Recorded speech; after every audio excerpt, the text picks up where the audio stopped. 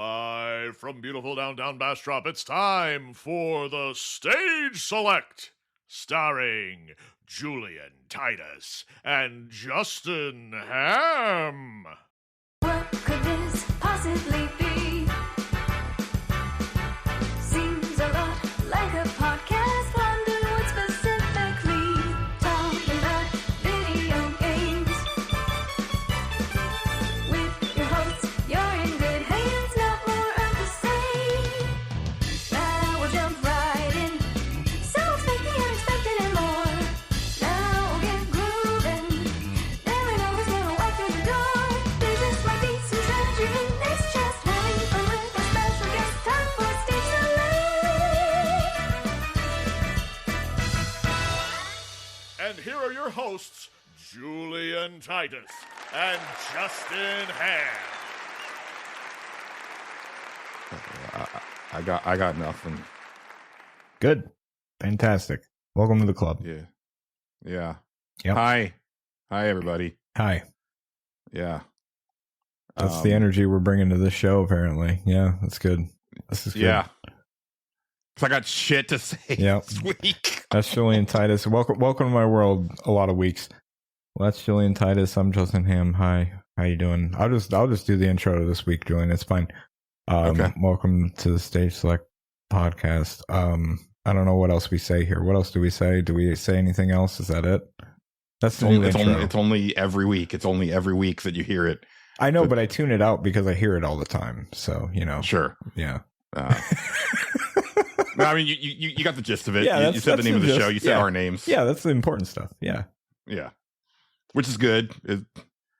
Yeah. You emphasize. I never liked. You emphasize the word "the." I remember that. Yes. It's like the Ohio State there are University. other things that are called Stage Select. Right, but you know, you emphasize "the," and like it's Ohio State University. I get it.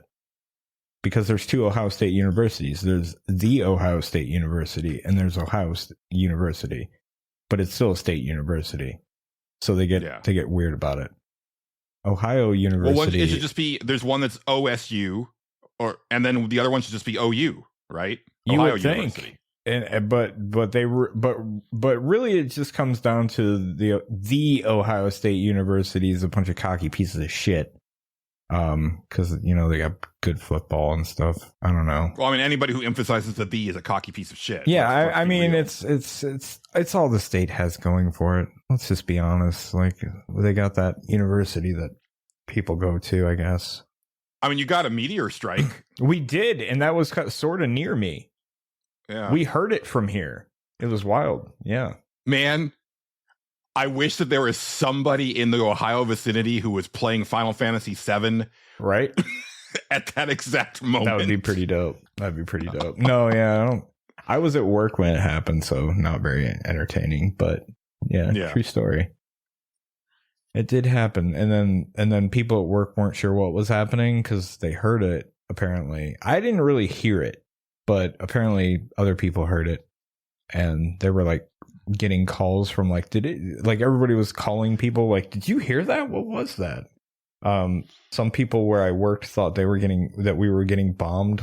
And I was like, I mean, really bad timing for something to streak through the air and cause a giant, exploding sound. I was like, I feel like we should know if we're, I feel like somehow we should know if that's happening, but I don't, but you know. Also, I mean, one of the small benefits of living in Ohio, not a big priority on the attack list. Like Kim asked me that. I was like, Kim, let's be real. What do we have here that somebody's gonna try to drop a bomb on? Like, let's just think about that for a minute. Even Texas, I think, as far as like military wise, like you might attack Houston, but like we don't even have a space program anymore, right? Really, so like, what's the point? Like, there's nothing really. You might attack. I mean, there's a couple army bases. Maybe you go after those. Like, there's but they're not like major army bases. It's well, no. I mean, the one in El Paso is pretty big, but that's pretty far from you. Yeah. Anyway, video games. I don't know. Yeah. Well, quick quick announcement, which is that we do have a new poll up for the Suffer Select for next month's game for all paid patrons. Mm-hmm. There's 24 of y'all. We've had 10 votes so far. The current poll is between Drake of the 99 Dragons, nominated by Philip Becker, and Christmas Land Opposite Worlds, nominated by Exrian. We've had 10 people vote so far, so there's 14 more potential votes, so it could go either way, really. Who's winning right now? Christmas Land is actually handily winning over. Wow. Yeah. Okay. Yeah. All right. I think it is the unknownness of it, because people know that Drake of the 99 Dragons is bad, although I don't know, man. I looked at the trailer for it because it came out when I was working retail. Sure, yeah. But I don't think that I ever actually got hands on it. I'm sure that we ran it like on the Xbox at a certain point. But I was looking at the trailer and I was like, I don't know, man, that looks kind of rad. It's very indicative of its time. It's a very Matrix-inspired, Max Payne-inspired action game, but it's got like a Bruce Timm art style to it. It kind of looks cool. Right. Now, I don't know if I'm sure the proof is in the gameplay, right? But like trailer wise, it showed pretty well to me. Oh yeah, trailer wise, I'm sure it did. But yeah, I feel like I've seen actual gameplay of it that was not flattering. So who knows? And I've heard reputation that was not flattering, definitely. And I don't know, Christmas Land, Other Worlds, or whatever the hell that was. I don't know anything about. It's a complete unknown entity. So I'm fascinated by it. On name alone. We shall see what happens. Yeah. I'm not looking at it until the time comes for me to buy it. So, Right. No, that's fair. Yeah. I tend to not look at them until I have to put the poll up, because then I grab trailers. You're right. Yeah. That makes sense. But that's about it. And, there you go. At that point it's just the trailer that I'm looking at. Yeah. So nothing further. That makes sense. What else? Yeah, man. Is that it? That's it. Well, that's the show. Thanks for coming. Record time, Julian. Record time.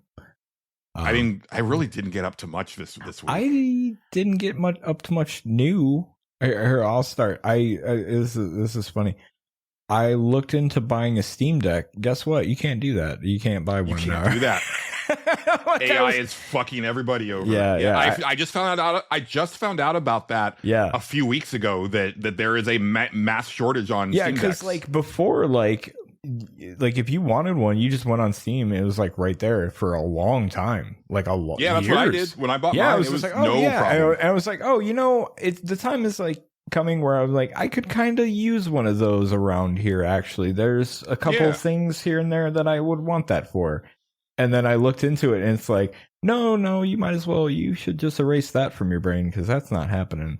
I was like, okay. Even secondary market on them, people are older Steam Decks are selling used for a lot. Oh, a lot, double the price type shit. And I was like, I don't want one that bad. No, thank you. Yeah. I'm good.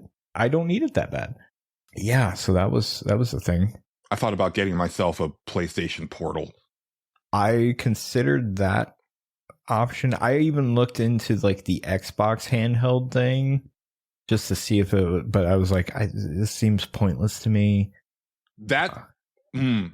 Yeah, I'd be curious about that, because I can't imagine that it'll be sold out. But then again, it's not. With everything, you can get it. It's available. It's super expensive. Yeah, that's what I mean. It's $1,000. I'm like, I don't think it's that much better that I know of. I haven't really heard anybody speak glowingly of it. So no, if anything, I think it's probably a little bit worse, simply because of the shoehorned Microsoft shit that's in there that doesn't really serve any function on a portable gaming system. Microsoft's they're really killing it in every way right now. Yeah.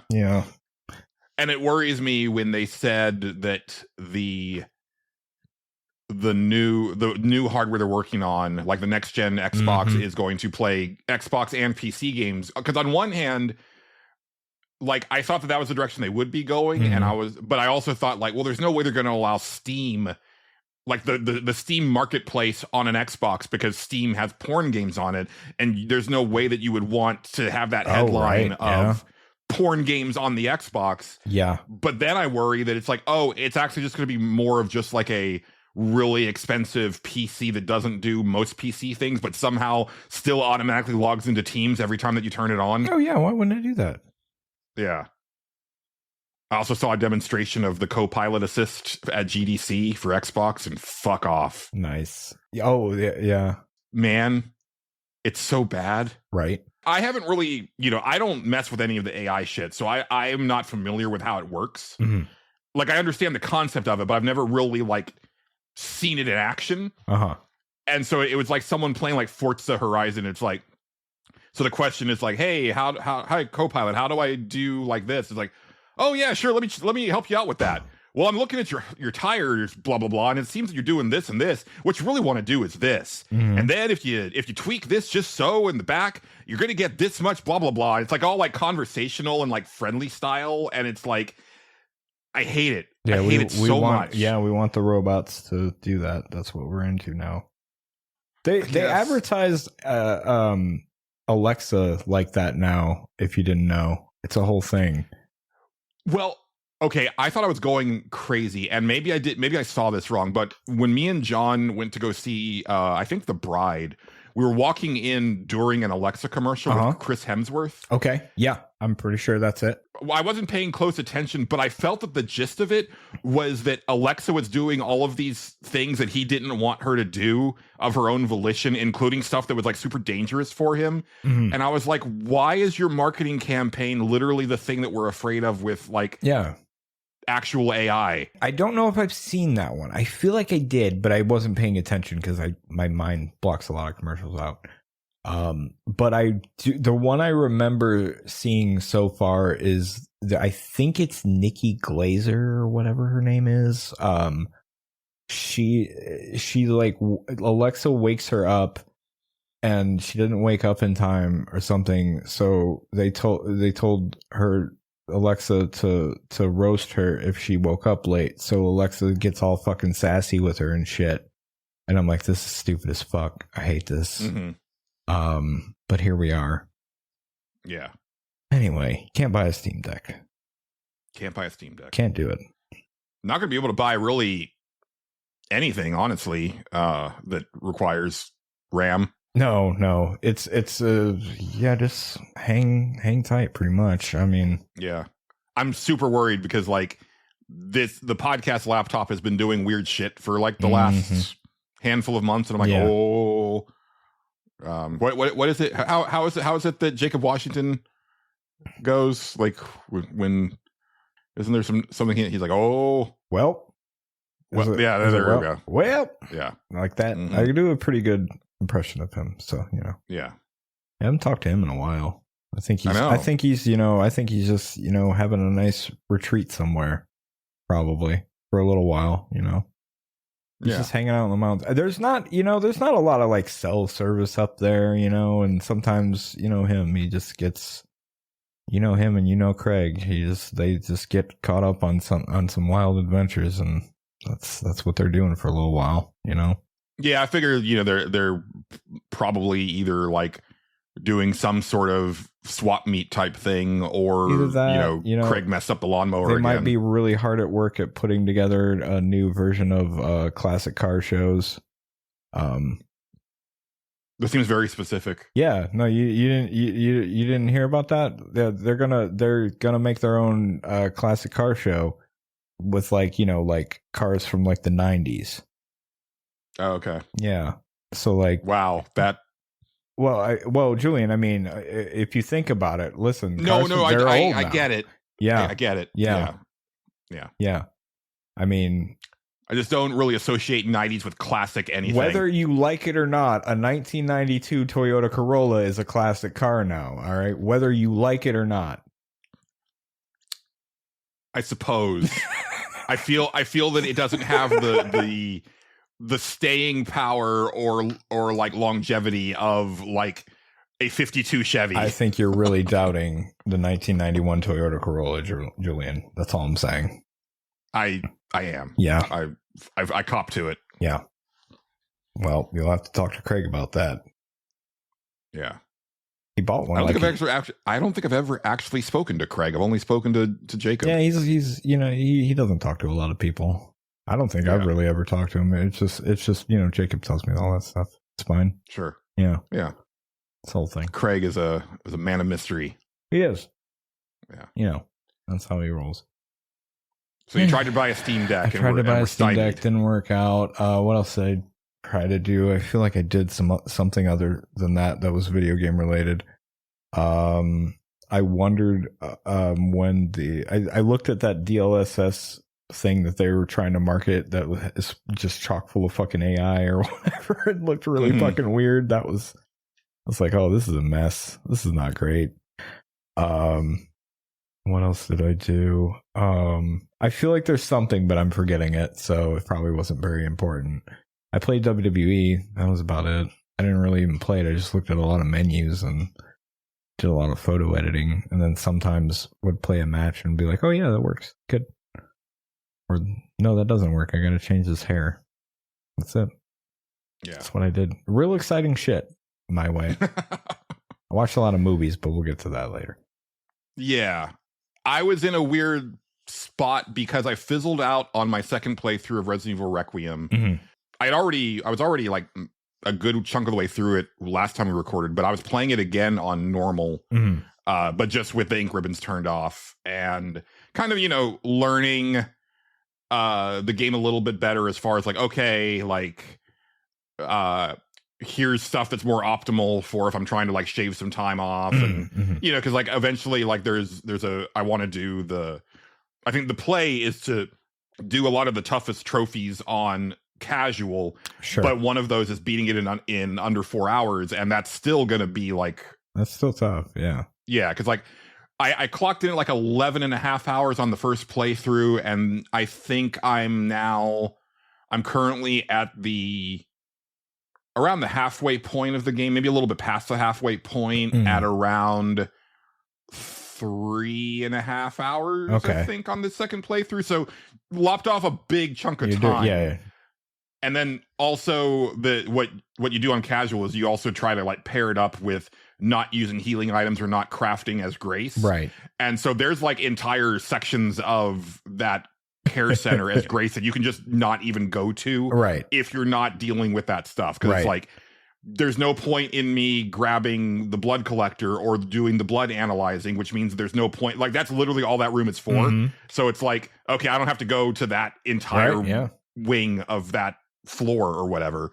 So there's a lot of places where you can really like, you can trim some fat off of it. Optimize, yeah. But I got to the place and it's weird. Like maybe this says something about maybe I'm not as into. Well, no, I know what it is. Because it is like my favorite part of the game as far as shaking up the formula, but it's also my least favorite part of the game as far as encounter design and stuff like that. So it was definitely one of those things where it's like, I know I'm gonna have to do this thing where there's all these zombies, and there's this other part where there's all these zombies, and another part where there's all these zombies, and it was just like I was exhausted just thinking about it. I was like, and so I just stopped there, and I was like, I don't know. Yeah. So because there's games where it's like, man, I really love that. I would like to play it, except for this, right? Yeah. And no, I know that exact feeling.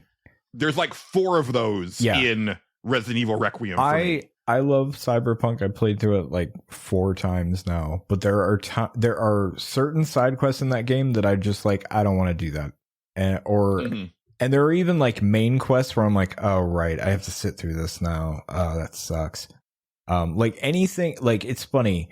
I really like all the brain dance stuff, but I hate replaying it. It's cool one time, but like after you know everything, you're just like, oh my god, can we just get through this? Like it's just like because a you have to do it roadblock. Step by step, even you have if to you do know it what step the by resolution step, is. and they stop you and say a thing every time you get to the bit. It's just like, oh god, there's no way faster through this. I just want to shoot stuff. That's what I'm here to do. It's the 3rd or 4th time I played the game. I know what this is. It's fine. Yeah. Oh yeah. No, I mean, or like, yeah. Like you said, there's just like one encounter or something like that you just have like, oh god, yeah, I don't want to do that again, so I just don't play it, or I play up to that point. I'm like, and that's where the game ends for me. Right. Yeah. Yeah. So that, And then so then I was like kind of floundering because I was like, all right, well, what do I want to do? And I popped in Dragon Quest VII Reimagined because I had pre-ordered it, so I've had it, but I hadn't played. I had played like 3 hours of the demo, and that carries over, but I hadn't popped the disc in. So I went ahead and did that, and I played a little bit of that, and I was, that game is weird. I didn't talk about the demo, but because like I think it's gorgeous. I love what they did with the art style, and I think that game in particular, there is some, that one's notorious for like just having like way too much stuffing for no reason. Like it's a game that doesn't introduce its job system until like 20 plus hours in, which is like a core mechanic of it. Yeah. Like there, and so streamlining it, I think, was a good idea. But there are other things where that game goes too far, namely in terms of difficulty. And you can change a lot of options around, which I do appreciate. Yeah. And so I changed it to make it more difficult, but what I ended up doing was just making like all of the fights take a lot longer, like because you can basically have like you do less damage and the enemies, I think you can make it to where they take more damage, and combining those is not I don't advise that. Like that doesn't actually make it more challenging, it just makes it a slog. Right. And I played that for about half an hour and I was like, yeah, I'm not feeling this. Yeah. And then I was kind of looking around, I was like, I don't know. I was looking at my backlog and I was like, yeah, I'm not feeling any of these. And so I bought Romeo as a Dead Man because I had forgotten about that one. Yeah. And fired that up, played it for a little over an hour. Okay. And it's cool. Okay, cool. It definitely feels more playable than some of what I've experienced with Suda 51. Sure. With the exception of there's like, and this has been a problem with certain games I've found on this generation, is way too many particle effects in the heat of battle, like just obscuring everything. And you're fighting just like kind of nondescript zombies, but there's so much shit going on every time that you swing your sword that, because you're fighting groups of them, and it's like, I can't see any of these enemies. All I see is effects. Oh, and it's got too much juice. Too much juice. Yeah. Way too much juice. Needs like 60% less slightly juice. Less juice. That's what it needs. Yeah. No, not slightly. A lot less. Okay. Maybe 75% less juice. Much less juice. Yes. Okay. That makes sense. Yeah. It's got a problem with the storytelling that I think is very unique to video games. Okay. Which is, first off, it has a false start, which is that the main character has this nightmare about him getting attacked by a zombie and then his grandfather saving him and turning him into a dead man. Okay, yeah. But that's not the way that it happens. Okay, good. Fantastic. And then the actual origin is told to you after the fact through a comic book, where the grandfather is kind of telling you what happened to the character, and also what feels like narrating a lot of the story that's just like, yeah, and so we did this and that, and so, like, his name is Romeo, and he fell in love with Juliet, but she's like this interdimensional, like, force of evil, and everywhere that we go, like, we have to fight a new Juliet, so we fought this type of Juliet and that type of Juliet, and also this really cool-looking Juliet, and all this shit, and it's like, okay, it seems like maybe the better way to do that would have been to let me see the origin, like let me see him get like his face bitten off. Then let's go fight that first Juliet as like the tutorial, and then you can kind of skip over that we fought a bunch of these other ones and now we're here. Because and in a movie or a TV show, this wouldn't be a problem, right? Because it's just like, hey, you're in media res, and like here's like a quick like catch up or whatever, and now we're here, right?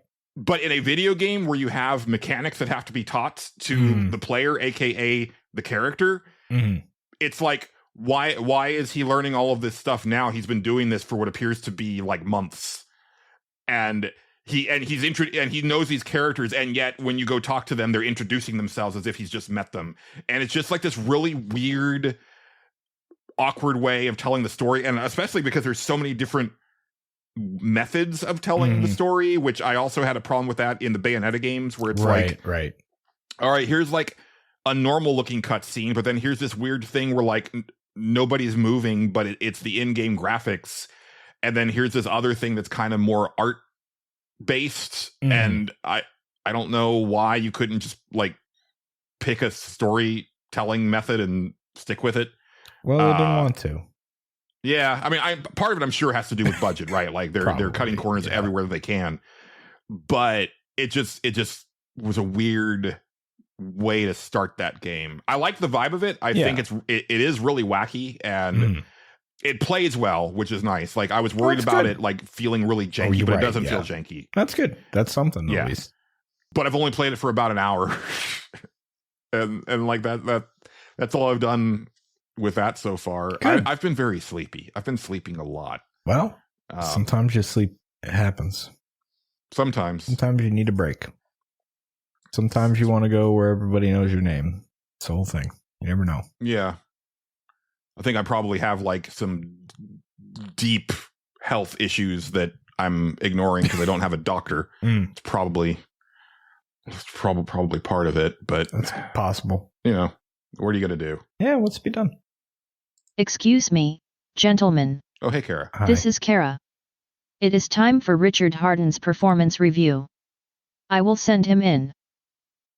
Oh, yeah. Thanks a lot, Kara. Really appreciate that. I like how you said, "Hey, Kara," and then she said, "This is Kara." It was perfect. Yeah, I mean, look, it's nothing's perfect. No, it was perfect. You are welcome.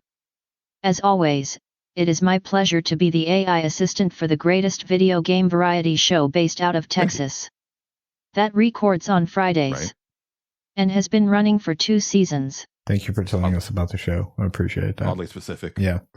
You could have been broader in your praise, but it's fine. It's fine. But yeah, Richard, you mind coming in here, please? Trepidation, I walked into the office. I've been dreading this for weeks. They couldn't know how radical I was, having nearly been killed by the god of all creation and hiding from my problems in an alternate dimension. That would wreck my performance for you, for sure.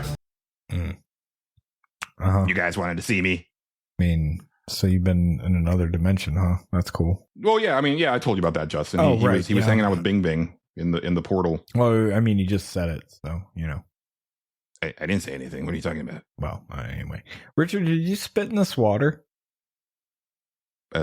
No. Okay, I was just curious. Just making sure. I wouldn't do that. How does anyone know that I'd spit in his water? There's no way that he could have known it was me. I'm just going to put this water over here and away from me for a little while. Probably dump it down the sink. He spit in my water, Julian. I don't know if you knew that. He said he didn't. I said I didn't. Well, I don't know what you're talking about. Yeah, no, I know. I know you did. Richard, we called you in here because it's time for it's actually way past time for your performance review. We did everybody else's at the beginning of the season, but you were MIA. Yes, I was hanging out with Bing Bing in the other debate. Yeah. We got that. We got that. Justin, do you want to take point on this one? Do you know? What do you want me to ask him? Not even to ask, just like how do you feel that he's been doing? Like how would you rate Richard's performance? I mean, he didn't really do anything. He just comes in and says weird shit and spits in my water. It's kind of weird. I didn't spit in your water. I don't. These are baseless allegations. I mean, that's neither. I mean, you know, it's neither here nor there. Baseless. Justin, I'll get you another bottle of water. It's fine. I want it sealed, factory sealed, Julian. Factory. Okay, no, that's fine. Sealed. All right. It's in your writer. It's fine. I know. I'll get Morgan on that. Okay. Good. Yeah, Richard. I mean, for my part, like I think that you've been doing a good job. There's room for improvement, obviously, but you did your damnedest to hunt down the Phantom. He was. I mean, yeah, he did his. To be fair, to be fair, Julian, he did his best. It wasn't good enough, obviously. I mean, I don't know if he's good enough at anything, but to be fair, we could use a private detective at all times. I'm just saying, you never know what's going to come up. No, I agree, and Richard does perform a dual service here, right? He is our head of security, but he's also a detective to, whenever we need like detective work done, right? So I think that's the thing, right? Is that we're getting a good deal. So yeah, no, I know. And Richard, your first task as our PI is to find out who spit in my water. I'll get right on that. Okay. This is all that damn Phantom's fault. If he hadn't been up in those rafters mocking me, I never would have been in this mess. Yeah, I wasn't bad at my job. It was all the Phantom's fault. Well, it wasn't a Phantom though. That's the thing, Richard. It wasn't a Phantom. It was just a guy. He's just up there. You could have just looked up there. Fuck. Why did the skinny one always seem to read into the depths of my soul? Was he psychic? I could have sworn I heard him reacting to the sound of a ghost recently. There's something going on that's supernatural. I'm going to tell you that right now. It's weird. And maybe look into that, you know. Justin, what? Can I see over here real quick? No. Or just step over here. No, I don't want to. Please. All right. Okay, fine. What? You know, I meant to mention this earlier, but like every time that you and I talk to Richard, it always seems a little weird on your part because I swear that you're responding to stuff that he doesn't say. I know the dude kind of drifts off there here and there, but like it's really weird because like I feel like I'm like not on the same page and I'm very confused. Well, I mean that's fair. But I mean I hear it. And clearly he hears it. So, I mean, you've seen him react there. I mean, clearly I said something that struck a nerve, Julian. You know, just roll with it. It's fine. Yeah. I guess you two just have some sort of weird rapport that I'll just never understand. It's okay. You know, it's going to be all right. Yeah. In the end, it's okay. You know, nothing really matters or whatever that guy from Lincoln Park said. Sure. Yeah. Well, Richard, you know, keep on keeping on. You know, we expect big things from you in the future. Yeah. Take last year as kind of a really long onboarding to greater things, and you know, we'll put the Phantom stuff in the past behind us. And listen, if you hear any Pearl Jam, you let me know immediately because I have a suspicion. Pearl Jam. Yeah, I guess work on that while you're at it. Yeah. If you hear any Pearl Jam that isn't coming and you can't track the source, you let me know immediately. Okay. Well, thank you, gentlemen. I'll take your feedback under advisement and work on doing better.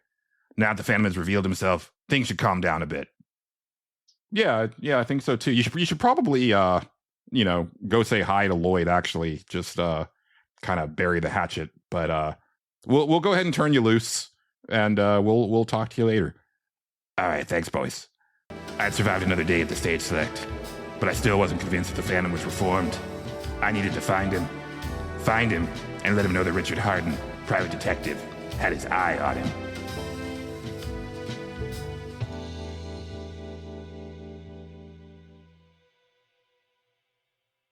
Keep your eyes on the ball, buddy. You do your thing. You got this. I believe in you. I don't actually believe in him, Julian. It's fine, but you know, I don't think he thinks that you believe in him either. That's true. Yeah, that's fair. You know, but you know, we'll work on it. I need more ears. I think he'll work on it too. I know the Phantom rattled his cage, but nearly dying at the hands of Bing Bing, I think, is like giving him a new lease on life. So, well, you know, you'll have that. Yeah, we'll see. We'll see what happens. There. We have all been there. Yeah. You gotta stay on your toes when you go in that business. Yeah, you really do. You know, you never know. Mm-hmm. You never know.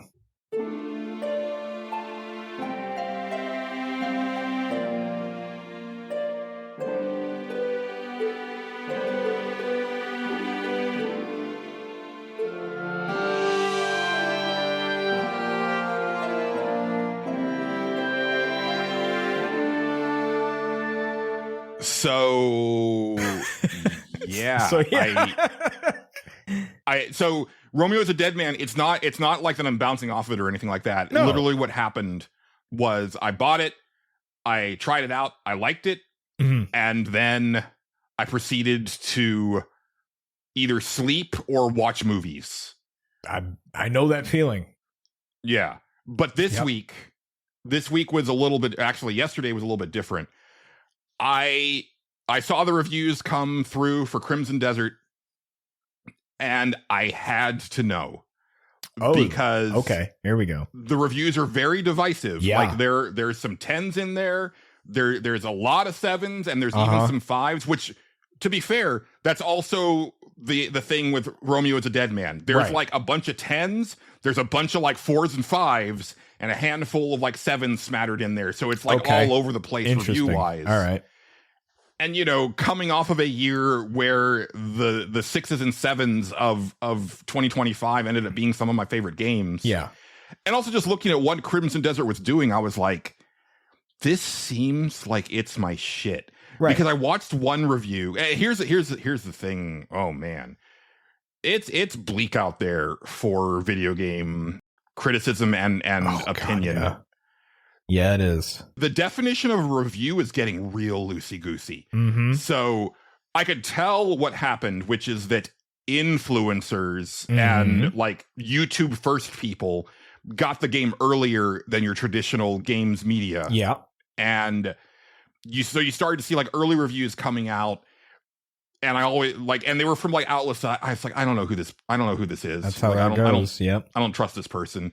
But then on embargo day, I saw a review from Fextra Life, which is one of the bigger like Souls-like type review places. Sure, yeah. You know, and to be fair, like I usually go to them just for like Elden Ring guides. Like I don't really care about their like opinion on stuff. Also, like they slagged Hell Is Us, I think, pretty deeply. And I was like, yeah, I don't agree. But I'm watching this video tagged review, like it says it in the title. And he says that he's only played it for about like 20 hours or so at this point, and then proceeds to put a score on it. Oh, and I'm like, no, you shouldn't put a score. Yeah, no, I especially on something that's as admittedly big as Crimson Desert, as far as just like amount of shit in there. Yeah. And I was like, okay, yeah, but he's just a YouTuber or whatever. Like, I know he's got a huge following, but it's like, that's the YouTube way, right? Sure. So whatever. Yeah. And I saw the Polygon review, who also admitted that they had only played it for about like 20 or 30 hours and decided that like they had so little fun that there was no point in continuing. Oof. And I'm like, also shouldn't put that out as a review. And Polygon should know better. Just straight up. And then IGN, like they at least had a review in progress, but they had like some freelancer that I've never heard of working on it. And it's like, okay, I don't trust that he's got the same editorial conviction that the rest of like the actual IGN staff has. And it seems like the type of game that you probably should have assigned to a senior staff member, especially right now where there's like not a whole lot really coming out, in my opinion, like big game wise. You know, there's more than I thought, because I didn't realize that Life is Strange is coming out next week, and then Pragmata is like Pragmata's around the corner. I do know that, but still, of April. Yeah. But also, those are way shorter games than this, and less. Well, Pragmata's got some heat around it, but Crimson Desert had been building like a fever pitch of buzz around it, like in the last few months. That so is true. It seems like something that you would want to assign to someone that's what I mean. Yeah. But I had to know, especially because when I watched like the GameSpot video review and saw that you could just like bust an RKO on a dude. Okay. I was like, oh, okay. Like that's given me like some really nice like Saints Row 3 vibes. Right. Like I'm kind of into that. Sure. And so I went ahead and picked it up, and I've only had the chance to play it for a couple hours. Okay. And I also want to point out today it was noticed that there might be some like AI art as far as like paintings in the game. Oh, fun. Good. Which is, you know, it's like, I mean, I've already paid. I already bought it. The damage is done. I'm but not like, surprised. Yeah. I guess it's weird, but here's the other thing, right? It's like, obviously, like I don't agree with Gen AI, but I also don't know that I can be on board with the people who are just like pixel hunting through games looking for any indication of Gen AI. Yeah. Like, I could understand if it's coming out like over like the course of weeks or something like that, but it's like you literally is like what that tells me is that you spent like, you know, the first like 10 hours or so of you playing this game, like not looking at like just scrutinizing every little nook and cranny. It's like I don't know what to do with that. I don't know how I feel about that either. A weird place these days with when anything comes out, because it's weird how quick stuff comes out now. Like, and that everything has to be an either or situation, right? I think that's a big thing for me. We're the generation of hyperbole at this point at all fucking times. Yeah. Like when I see people still referring to Expedition 33 as AI slop because they had like a handful of textures in the very first area of the game with that for like the first like week that the game was out. Right. And it's like, okay, yeah, well, sure, guys. Yeah, it's a whole thing. And this is gonna be one of those weird games too, where it's like, because I do think that I'm gonna end up getting super into this because like I really liked what I played so far. Okay. But then that also puts you in a weird spot where it's like, but I don't want to be on the side of these chuds. Right. It's sort of the same thing with like Reloaded, where it's like, I bought Reloaded as a protest against those type of people. And I really like that game, but I don't like the characters. And I don't want that to be construed as you're on this side of the fence. That the reason I don't like the characters because the reason that these guys don't like the characters. Like, no, I just think they're badly written and badly acted. Right, and some of the designs I think are like kind of cringy. Right.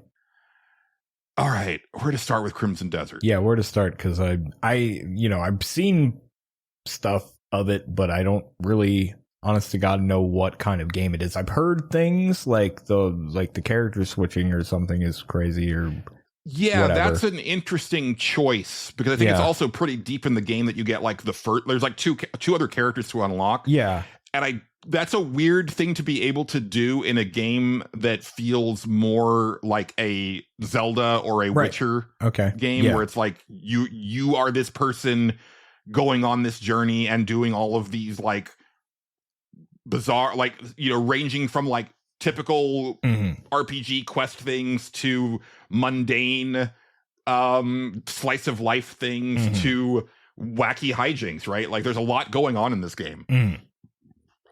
I think I find it like, I guess I'll start here. I find this game fascinating, Justin. Okay. That's because start. Because again, like I was saying last year when we were talking about Game of the Year stuff, or I guess the season premiere when I was talking about like Bloodlines, I do maintain that like it's in this range of quality, like the sevens, that you are seeing like a lot of those wild swings being taken, and they don't always land. But I respect the hell out of the games that try for it, and Crimson Desert is swinging for a lot of shit. Sure is. So I guess ostensibly, like, overhead view, it's not an action RPG. It's more of an action adventure game. It very much feels like a big dose of Breath of the Wild with a big dose of Red Dead Redemption 2 and a good sprinkling of Fable in there. Interesting. Okay, that's cool. It's funny that it's coming out in the year that the Fable revival comes out, because this might end up hitting those Fable buttons in my brain better than Fable does. Hard to say, yeah.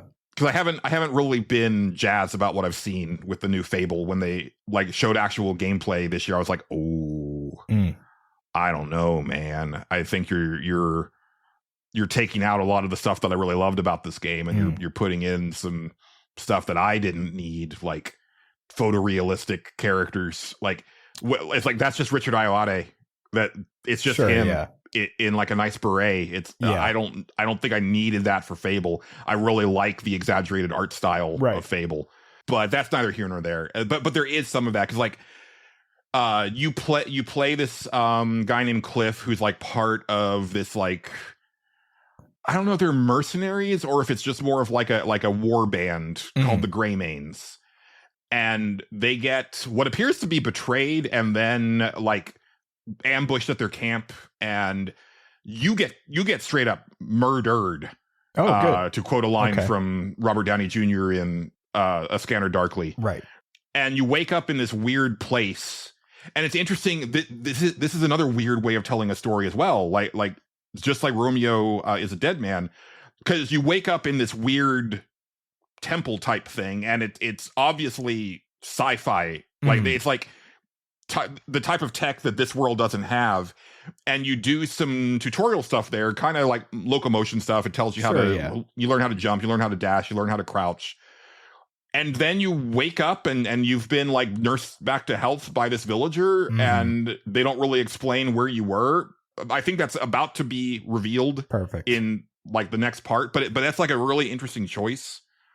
The controls are an interesting choice too. And it's one of those things where I'm of two. Well, I want to be consistent. It's another one of those things. We just played Downward Enhanced Edition for Suffer Select, and you actually did convince me of at least one of the control decisions that actually made some sense to me. It doesn't excuse the rest of the weird button layout. There's a lot of problems with that control scheme, but there is I know what you're talking about. Yeah, this one feels like it's got just again like this bizarre control scheme that I don't understand why you did it this way. Okay. Because again, solved problems. I mean, it's got the Dark Souls attack thing. Sure. So it's like, okay, fine, I can grin and bear that. Yeah. It's very much not a Souls-like, though. Like, the combat feels way more immediate, like a character action game. Okay. All right. And I really wish that I could change the button mapping. But you can't. There's actually a surprising lack of options just across the board. Like, interesting. Accessibility-wise, like, oh, man, perfect example. So one of the first things that you do, because, man, I'm all over the place because this game is all over the place. That's fair. I'll come back to controls in a second, but on this part of accessibility. So the early quests that you get are basically just like, hey, go help some people in this town. Like do some good deeds, and it feels you're being tested. Okay, which is kind of cool. That's where I got some of that Fable vibe, because it's like, yeah, it's like go give money to a beggar, like go help this child, go do this or that, right? The first thing that you do is you go into a tavern and you have an arm wrestling match with a guy. Okay. The way it works is that you tap the button like you would expect, but then as you get to a certain threshold, it stops that, and it has like I'm playing on PlayStation, so it has the X prompt, and there's a circle. It's like a gray circle with like an arrow. And there's a hot spot that you have to press the X button in order to, like, if you succeed, you get like a big leap in how far you are at beating the guy. Okay. If you miss it, then he gets a big leap the other way. Sure. Yeah. The circle is light gray. The arrow is white. And the hot zone is kind of a middle ground between the two. Oh, yeah. Okay. Perfect. Yeah, I had no idea what the fuck I was doing for the first few. Yeah, I thought you just had to press the X button when the prompt came up, and then I did, because I got the first one. Okay, and then the next three didn't work, and I was like, oh, I can see it, and it's like, oh, that's rough. Yeah, it's real rough, dude. Yeah, I can't imagine how that got past QA. It probably can. Like, also, it's the who is this? Pro Abyss, the people that made Black Desert Online or whatever. Yeah, it's Korean studio. They probably don't give a shit about some of that stuff. They could see it, Yeah, it might be just like a different design philosophy. Probably. And just little things like that, like some of the, like, I wish that I could make because there's like a lot of lore in this game, and the world is very interesting to me so far. But every time that I go to check a piece of lore, it's like the tiniest text, and I've got a huge ass TV. Yeah, and it's like, that's crazy. I can't even imagine like the people that are trying to play this on like a fucking Steam Deck. You can't change the size of it either. No, you can change the font size for like NPC dialogue. Sure, yeah, but not like menu font. Yeah, that's rough. That's real rough. Especially as I'm getting older, right? Yeah, Like that's trust me. a thing as to a consider. person with eye problems or past eye problems that still rear their head every now and then. I'll never be able to see perfectly. So I hear you. Yeah. Yeah. So back to controls. So yeah, you've got your attacks on R1 and R2. I'll deal with it. It's whatever. Sure. Jump is on square. Okay. Not. X is run. You hold down X to run. You tap X to sprint, which uses up stamina. Very GTA. Which is, I think that's straight out of like that's very, Rockstar games. Yeah, I was just gonna say that's a very Grand Theft Auto. Yeah. Circle is your dodge, which I mean that's usually where I want dodge. Yeah, me too. That's fine. Mm-hmm. Triangle is your melee, which I haven't gotten that to work the way I wanted it to yet, because there's like it's like you pressed it. Well, pressing it has worked fine. You punch, but I've been trying to kick a motherfucker, and I haven't been able to kick a motherfucker yet. You have to hold it down, and that just hasn't worked yet. So you're attacking with your sword, I assume, or weapon with the top two buttons, and there's a melee button. Is what you're saying. Yes, and you can also just like unequip your sword and just go straight melee. There's also like part of the tech tree is like if you want to do hand to hand, you can do hand to hand. Okay, that's kind of neat. But then things get weird. Okay. If that didn't already sound weird. Okay. So first of all, if you want to save your game, it's buried in menus. Why wouldn't it be? And when you get there, you hold down the triangle button to save the game. Okay, yeah. And then I think you press the X button if you want to load a game. Which you would think that would be the other way around. You would think that it would be like a single button press to save, but a longer button press to make sure that you want to load a previous save. Yeah. Right? But it's also weird that like there's that, but then in some menus the X button is confirm. In other parts of it can either be square or triangle depending on what you're doing, because sometimes you want to like inspect something, sometimes it's weird. Yeah.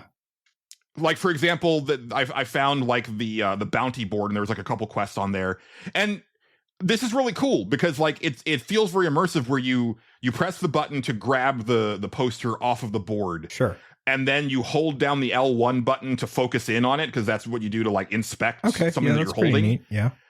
And Cliff will do this thing where he's like, you'll see it on the corner of the screen. It's like learning in progress. Like if you talk to someone for the first time, he learns their name, right? Okay. Or if you're looking at this like this bounty bill, you're scanning it and he's looking at it, and then after the learning happens, then you see the text come up on the page. Okay.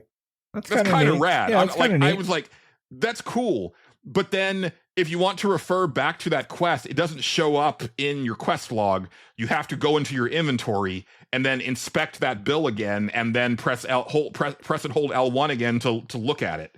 Yeah, that should just come up, but right. Huh. Or it should just like go into your That's your what I mean. log. Yeah, it should just that should just happen when that happens. So there's weird stuff like that. Okay. Sure. One of the first like early quests was, this person needs help like cleaning their chimney.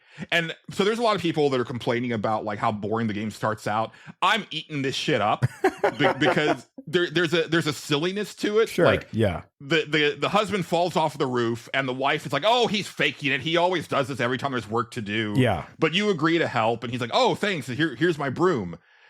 And then it took a little bit for me to figure out how to equip the broom, even though the game told me how to equip the broom. Okay, yeah. Because it's still, like, just compared to other video games, it's not the clearest path of, like, open menu, equip thing, leave menu. There's more to it than that. And so I did that, and it was fine. And then I was like, oh, right, I had this side quest. He told me to, like, go, like, mine some ore. I think it's over here. Let me go see if I can do that. I will say that there's also, at least so far, and maybe it's only because I was focusing on smaller tasks. It seems that it is tracking. It seems like you can only track one thing. And so the game had been tracking the main quest. So that was shown on my compass. Okay. But secondary stuff was not showing up on my compass. So that kind of gave me a little bit of Hell Is Us vibes, where it was like, okay, no, you just got to kind of like pay attention to what you were told and then go do it. I was like, okay, I'm not sure, but it seems like he was pointing me to this direction. So I went over there and I ended up running afoul of bandits. So I pressed the R1 button to go swing my sword, which was no longer equipped, I think, because of the broom situation. Right, yeah, probably. So I just start punching motherfuckers, and I was like, how do I re-equip my sword? And so I like go into like the weapon wheel thing and find out that the game doesn't pause. Go good, perfect. So you gotta, yeah. So even in the, because I was like, okay, well, let me go into my inventory. No, they're still attacking me. Like, fuck. So I ran away, and then I kind of figured out how to pull my sword back out, and then I handled them. But I right now I could not honestly tell you if I was in that exact same situation again, if I could just like immediately like do what I need to do. I think I would still end up like floundering. I feel all right. God, all right. This is my. I'm gonna say it again. I respect Dark Souls. I respect all the Souls games. I really think Dark Souls is going to ruin video games forever with shit like just small things that people take from it where they don't need to fucking be. This is one of them. This, if you're, especially if you're like, we have this like really kind of like complex menu system, and there, you know, we're kind of burying things a couple things deep and stuff like that. It's like, okay, but the game, all right, that works for Dark Souls a little bit because it's just. It's meant to be kind of bullshit. That's fine.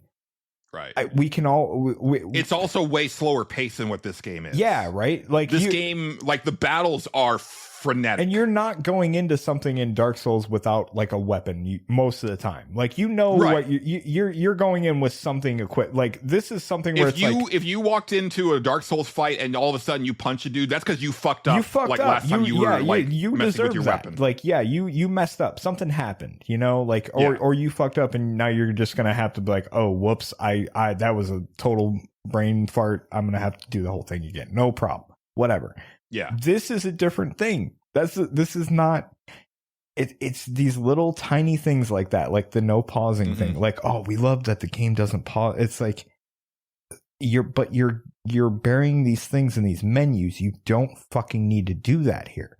Like, and there's no online component to this game. Right? Yeah, that's I overlooked that part. Yeah, if you're not doing an online thing, just let the game pause. It's fine.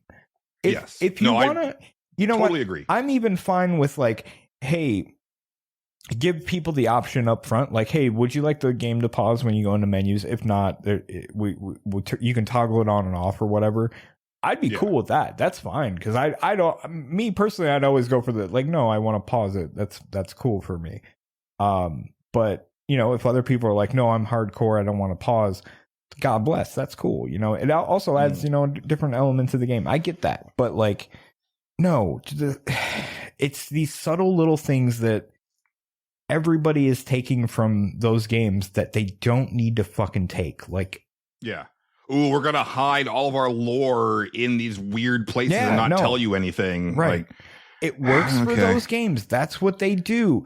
That's their. That sort of works for those games. I know we have a difference of opinion on that. It's fine, but it's their shtick. That's what those games do. That's what they're known for. That's what people like about them. Games are different. You don't have to be this. Like, and it's insane to me. It reminds me of almost like when every like console shooter was trying to be Halo for the longest time or something like that, because that was a thing to me. Like, it just felt like every game coming out at a certain point was like, we need to be Halo. Halo's huge. We got to do that. Or GTA, but at least or something like that. At least the control scheme for Halo was kind of, it was like, okay, this is how you do a first-person shooter on a controller. Good. It made sense, right? Like, it feels like that, but we're doing it wrong this time, and it drives me insane. It's like, because there, you know, to your point, there were a lot of games where it's like, oh, well, we have to have this overshield, and we have to have like this type of enemy, or we have to have, like there were certain things that it was like, okay, you're just like trying to be Halo, and you're, you know, and then it got to a point where it's like you were Halo or you were Call of Duty, like which control scheme and which style are you doing, right? Yep. These aren't deal breakers for me. No, I need get to make that clear. Yeah, 100%. it is a weird game, and it's like I'll do something that's like that's a weird choice, guys, and it's I could go two ways on this. It feels like a game where, much like Hell Is Us, I should just like lock the fuck in and ignore everything else until it's done and dusted, because if I lose the muscle memory, I'm gonna have a bad time. Oh yeah. But I could also see it where it's like I almost go on like arcs, where it's like I'm gonna play like 20 hours of this and do a bunch of shit and then like kind of put it down, and there'll be an adjustment period when I come back to it, but I'll get back into it. It'll be fine, because even though I only played it for a couple hours, man, much like Bloodlines 2, I was like, there's something here, man. Like there's something about walking around this city, and this is just the first town, mind you, and like the way that like it's like all of these like interlocking things, right? Like it's the way that the NPCs are interacting with themselves and you.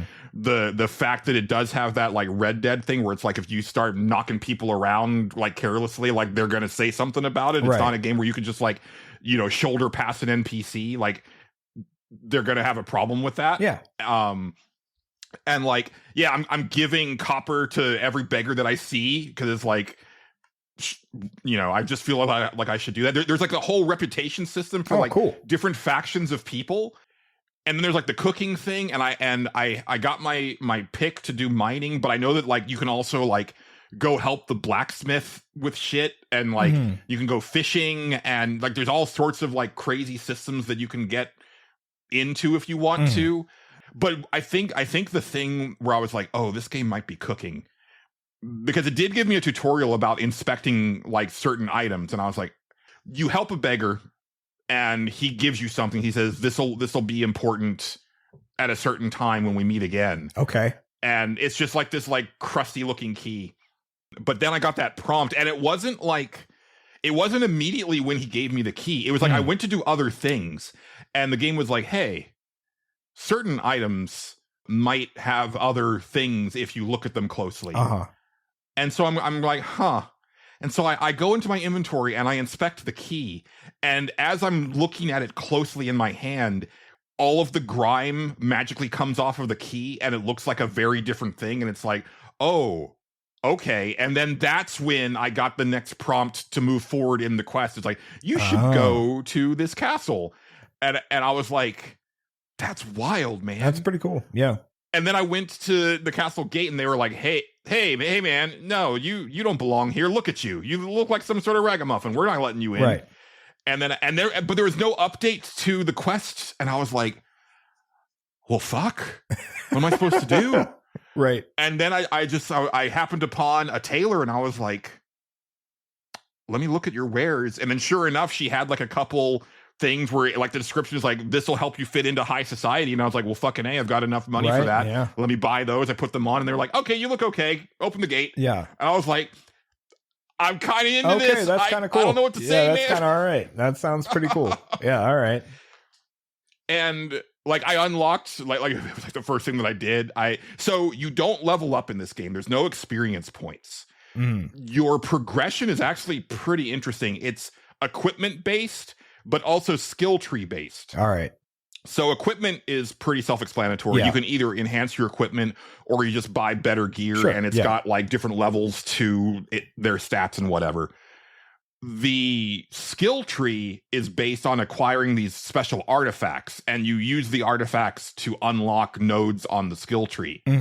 And so I had found like I found a couple of them now, but the first one that I found, I was like, oh, I'm heading to the grapple, because I need to do these wrestling moves. And so I unlocked what's called the lariat, but it's the RKO. I don't know why they call it lariat, because to me that's like a clothesline. They might just not know the actual term for wrestling moves, and they're just like, I don't know, lariat. That sounds close enough. I think it's more that they're just trying to like, it's like, you know what it is, but in this world it's different, because this world is different. Yeah. I think it's more of that type of thing. Might be. I haven't had a chance to do it yet, but I'm so excited to RKO a motherfucker. Like that's going to be so much fun for me. And then eventually you can level up to where like if you hit the button again during the RKO, you then pick them up for a secondary slam. Oh, King style. Yeah, I was just going to say, very King style. Yeah. Very Tekken. Yeah. Yeah. all right. There's a lot of sauce to the game, and I haven't even mentioned the game's fucking gorgeous. Yeah. The character models, like when you see them up close, they're not going to hold a candle to any first party Sony game that's come out in the last 7 years. Sure. But that's because there's so much shit going on in the world itself. Right. There's so many NPCs on screen at any given time. There's so much detail in the environment. The foliage is incredible. The lighting is amazing. I rounded this corner and there was 8 cats that ran from this alley, and I was like, that's just adorable. That's pretty cool. Yeah. I can't even think of a time that I've seen a bunch of cats running through a town in a video game. Dogs, yeah, but not cats. It's good to know that they've been, spending their Black Desert money on something. That's good. I'm happy for them. Yeah. And I do find the world interesting. I know that the main character has gotten a lot of flack for being kind of boring, and he so far he kind of is. I really wish that there's a create mode for it. I understand that you're always going to play the character Cliff, but I wish that I could alter his appearance, because he is a fairly bog standard. Yeah, that was kind of my initial turn off, was there's no at first I was like, oh, this might be one of those things where you can kind of make a character. It's weird because Black Desert was known for its character creator. It had one of the best, and I will, and I was kind of second that. It was one of the best character creators I've ever messed with, bar none, really. And it still is like that. And I was like, as soon as I seen that they were doing it, I was like, oh wow, that is something to keep an eye on, because they will probably have a really good character creator. And then I heard, no, they're not doing that this time. I'm like, why? Yeah. Very strange. Very strange. Because I some of the criticisms I've heard personally were the story's pretty mediocre overall. And I'm like, yeah, that sounds like one of their games, because I remember from what I played of Black Desert, the story was kind of there's a story here, but I don't really care that much. But their characters' designs were fucking really cool. They all looked, it wasn't anything that was mind blowing, but it all looked solid. Looks wise. What was the other one that I heard? The other thing I heard about it, criticism wise, was that the balancing is way off, which I don't think you would probably be there to where you could speak to that yet. As far as difficulty balancing, I believe is what people are saying about it. It's one of those games where I think you can just wander into the wrong end of town and get your shit rocked. Something like that. Yeah, because nothing's level based. There's not a level to the enemies or yourself. But I think it's also going to boil down to, how thorough are you being in this game? Are you actually looking for these artifacts? Because looking at this tree, it's oh no, there's stuff that I could unlock to really fuck some shit up.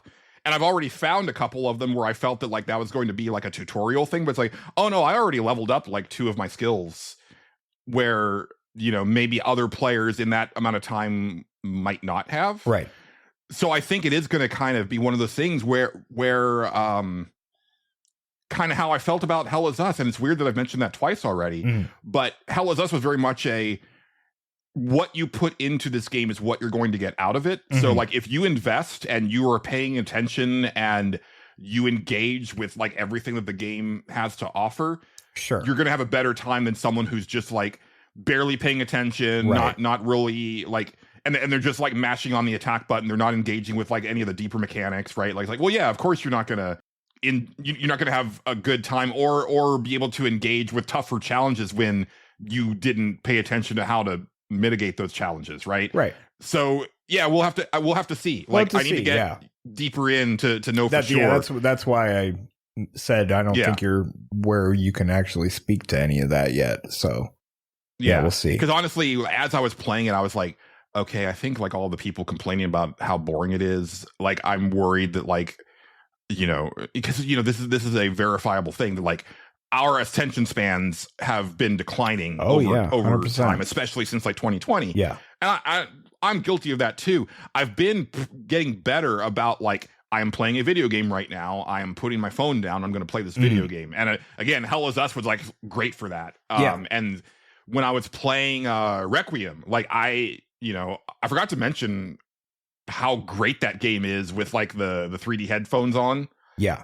And so, I was just like kind of locked in. It's like, sure, yeah. Okay, lights are off, headphones are on. I've got my light bar or my lights behind the TV that are interacting with the picture to like make it more immersive. Like, and it's like, it feels good to just lock the fuck in on a video game sometimes and just do that. That's how I usually play. I usually don't mess around on my phone too much when I'm playing something. So. Oh, I know. Yeah. Like, especially during the Time Lord. It's one of those things where I'm like, I'll get back to you eventually. Yeah. So I definitely have memories of like texting Justin about a podcast related thing, and then like 14 hours later, X amount of hours later, like, oh shit, right? It's normally I'd take a break to go have a cigarette or something and be like, oh shit, somebody texted me like 3 hours ago. I should probably respond to that. Whoops. And this feels like that type of game. This does not feel like the type of game that you play with like a podcast playing in the background or something that. Or this feels like a game that wants you to immerse yourself in it. Yeah. And just even with the little bit that I played, like I felt like I wanted, like I had to, like last night I was exhausted and I was like, I can't keep playing it, but I kind of had to pry myself off of it. Yeah.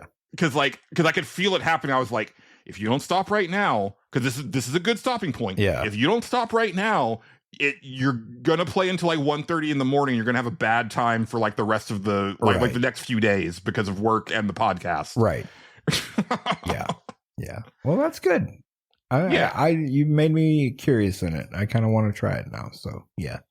Yeah. It feels like a stage select game. Yeah, I wasn't sure. I was like, I know Julian's gonna play this, so I'm gonna wait to see what he says about it. And then because I'd heard the same mixed reviews that you had. I was like, it's a little all over the place. I'm gonna see what people I actually know say about it, and we'll go from there. So I'm curious. That sounds kind of cool though. Yeah, I'm in. Yeah. And I was going to wait until next month because of the price, and then also I had found out that I think I even told myself I was like, I'm going to buy Life is Strange next week, and then I'll buy Crimson Desert next month. Sure. But then I just got like when the reviews came out and everything, I was like, I've got to know. Yeah. I won't lie. I kind of had the same thing in the back of my head, and I was like, the more mixed it is, the more I'm like, I kind of want to know what this is now. Yeah. Yeah. I hear you. It's such a weird game. Sounds and weird. I'm kind of into it. Yeah.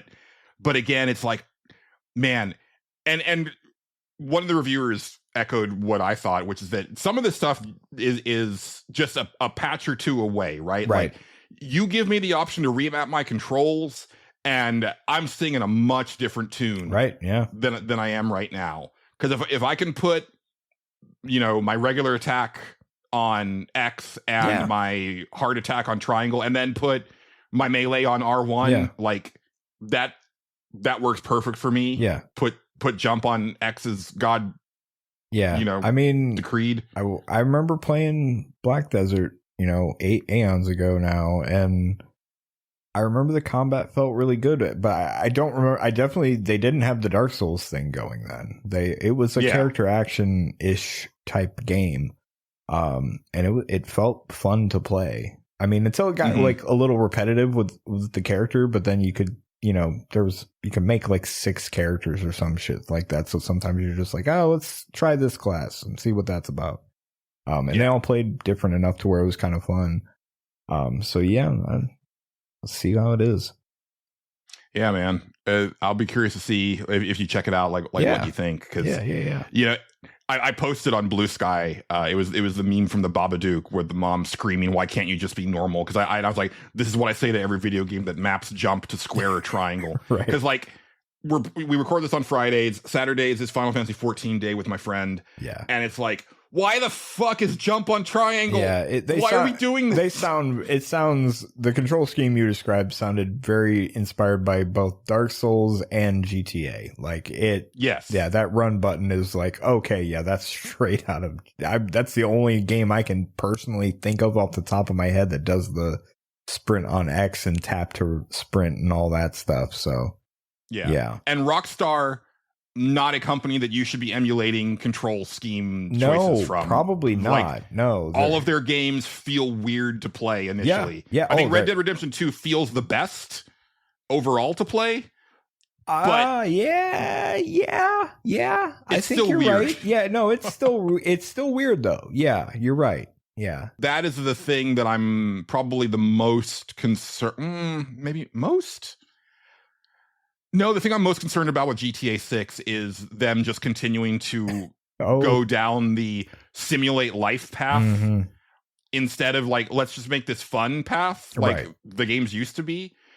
But secondary is definitely the controls because I think Red Dead 2 is the first time where I was like, I like firing guns in this game, and I've never been able to say that about any other Rockstar game with guns. My biggest concern about GTA 6 is more the parts of Red Dead that annoyed me, which were like, hey, you went off this path just a little bit.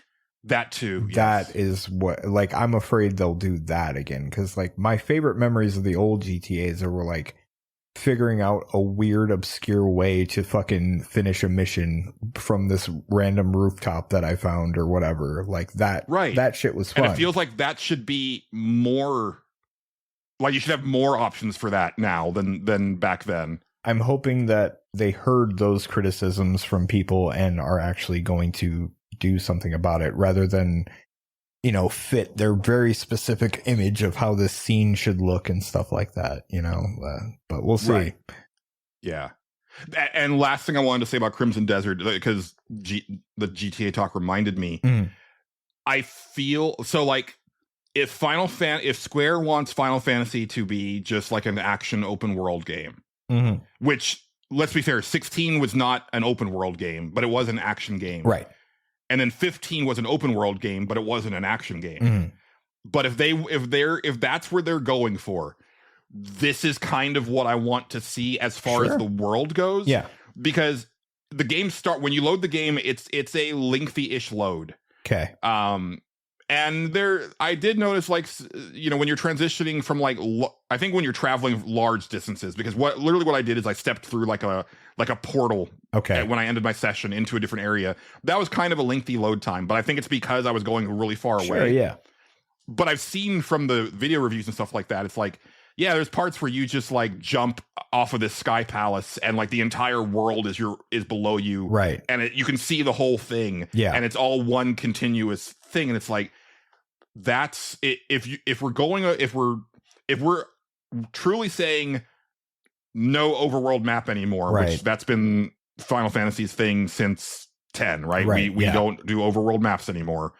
Although I wonder if they looked at Expedition 33 and was like, unless but if we're gonna do just if we're gonna do open world, this is what I want to see, because it's like, as I was looking at the horizon of Crimson Desert, I was like, oh, I want to board an airship and just kind of fly across this map. That'd be really cool. Yeah. Because that's what I was hoping for 16, honestly. Because I was like, because you can kind of, so 14 is segmented the way that 16 is. But like World of Warcraft, which is a much older game than 14. Yeah. That world is pretty much like, you can, you know, notwithstanding like places that have like dedicated like portals to other realms and stuff like that. But like the base environment, like, you can just like get on a mount and just like fly through the entire thing with no loading because it's just all there. And it's like, that if we're gonna have just like you in the world at all times and it's not like this transition phase, that's what I want. Right. I want to be able to just like get above it and see it from the bird's eye view. So excited to play more Crimson Desert. Cool. I'm just very tired. Sounds neat. Yeah. Sometimes we're tired. It happens. Yeah. It's life. I'm assuming that was it for you game wise, right? Justin? Yeah, I got nothing. I can't think of anything else. I bought a new like battery switcheroonie thing, charger thing for Xbox controllers. That's kind of neat.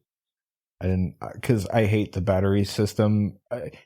That's what I meant to ask. Okay, when you play Xbox wirelessly, what are you doing to do that? Are you using like AA batteries and switching them out all the time? Because they fucking chew through. Yeah.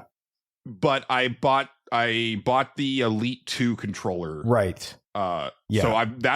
So basically I've been using that, especially since I haven't been playing a lot of video games on my Xbox. Sure. Yeah.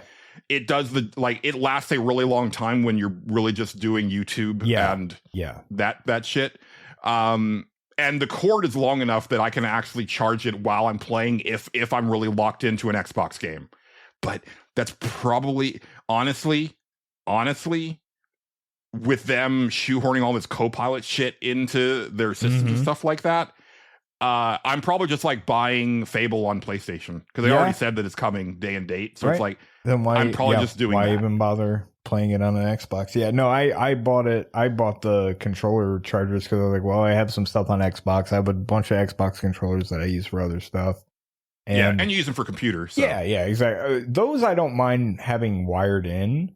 That's fine. It's because when I'm playing on my PC, I'm in here, so everything's pretty close by here.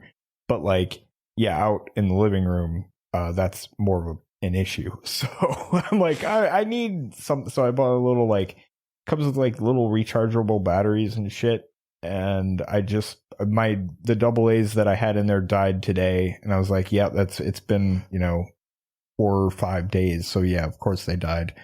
Yeah. And that's the thing that I think people don't say enough is that like the DualSenses are notorious for like short battery life. Yeah. Xbox Series X is not that far behind. No, like those controllers don't last that much longer than a DualSense. Also, they're doing far less. You have to pay extra to get the fucking like actual rechargeable kit for those. At least they used to have an Xbox like rechargeable battery kit thing that you could get and put on your controller, and I fried 2 of them. I don't know how the hell I fried them, but I did. Like I charged them like you would try to charge any sort of device like that by just plugging it into a USB, but it wasn't like to the Xbox itself, and so it just like somehow just overcharged it and fucking fried it. And I was like, oh cool, this is a piece of shit. So that's fantastic.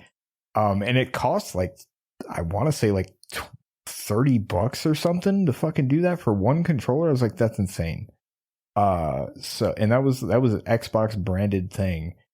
And then I couldn't find that anymore. I was like, they must have stopped doing it. And now they just want you to fucking use AA's for all this shit, which is insane to me. In the year of our Lord 2026, we're still using fucking AA batteries on anything. Is nuts.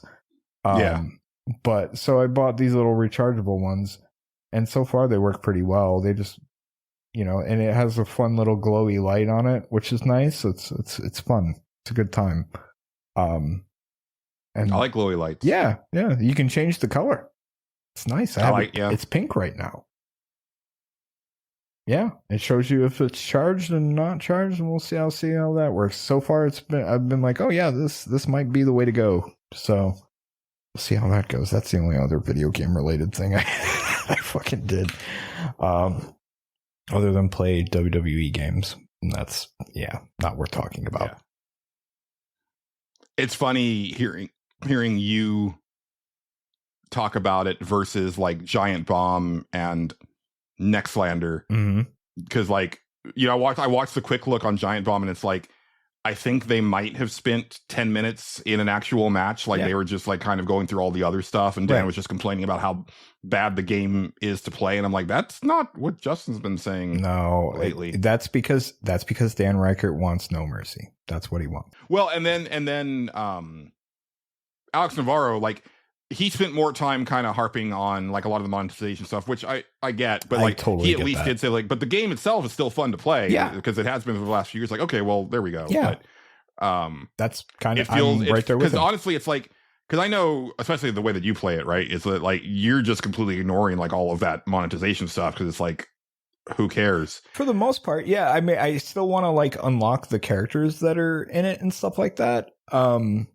why? I'm doing that like because isn't it always like, oh, here's like 97 Shawn Michaels, and you know here's Ministry of whatever Undertaker in the pay. Okay, so there's the free tier and there's the paid tier, right? The free tier has but also like it's stuff that like you used to have to unlock, but you unlocked it differently, if that makes sense. You used to get like a currency for however many points you would acquire in a match, and it was variable however you did in the match, right? So and then you'd go to this little like unlocks thing and you'd pay this currency to unlock these guys, and it'd be like Bret Hart and like stuff like that, like and they weren't like base game, you had to unlock those guys. And that's all they did was just take that model and put it in a battle pass format, which is I guess a little annoying because instead of like being able to pick and choose who you want to unlock, you now have to like, no, I have to get to here to get to Bret Hart or whatever like that. That's annoying. But still it's free and that's fine. The paid tier has AAA wrestlers, which I think is pretty cool, at least right now. Like there's like Mr. Iguana's in there. I'm like, that's pretty fun. I want to unlock him. Why not? Will I ever use them? Probably not, but it's cool to have, you know? That's where they put their DLC shit. And trust me, I'm not here to defend how they did the DLC stuff. Like it's pretty annoying because you used to just pay and you'd get those guys, right? Right. Now you don't. But there's also stuff in the paid tier where I'm like, oh, that's kind of cool that this is here now. You get a little bit more, a tiny bit more bang for your buck, I guess, because it's like, oh, hey, here's like this weird move that we didn't know what to do with, so we threw it in the battle pass, in the paid tier battle pass thing. Here's this here's some currency for the fucking island. I'm like, oh well, I might go back and buy a hair. Who knows? Maybe if I get enough, I'll get another hair. I don't know. But stuff like that, little tiny bits and pieces here and there. A lot of it's for fucking my faction, and God, I don't care about that mode. That's always the most fucking predatory mode in my opinion. Right. That's for those that don't know, that's like, it's like the ultimate team thing, but wrestling, and you buy the cards and do the whole fucking thing. It's annoying because you're also not really playing matches in that mode, right? Like you do it's all just matches. Like you do. Oh, you do play matches. Yeah, you're getting the cards to make your faction, and then you go in like fight people with your faction. It's not an online thing. It's like there's like a world tour mode or some shit like that in there, and it like has different matches, and people bitch about it all the time because it's hard, and I don't know. I don't touch it, but I know it's there. But yeah, it's weird. DLC stuff is interesting too, because like I don't like personally, I've never really like, I would probably buy more DLC for certain games if the prices were different. Like I always think about this on Final Fantasy 14. I would have so many more mounts and so many more like emotes and outfits if they weren't so flipping expensive. Yeah. Like there's certain mounts where it's like that, it's like $30 and it's not even like account wide. No. It's just for a specific character. Oh yeah, that's insane. And it's like that, like really, and it's like I can't even believe that they're like, I think everything should be account wide that you buy in that shop. But then I was thinking, because you know my other thing was like I remember because I was really hot and heavy into Street Fighter 4 on Xbox 360. Right, yeah. And I remember the outfits, they were like $6 and $7 and stuff like that. And I was like, I would buy every single one of these if they were $1.99. Right, yeah. But like when you're talking about like $7 a piece across this entire roster because I use everybody, that's crazy. Yeah. But then because you know Alex just came out, and I did want to talk a little bit about that because I think it's funny.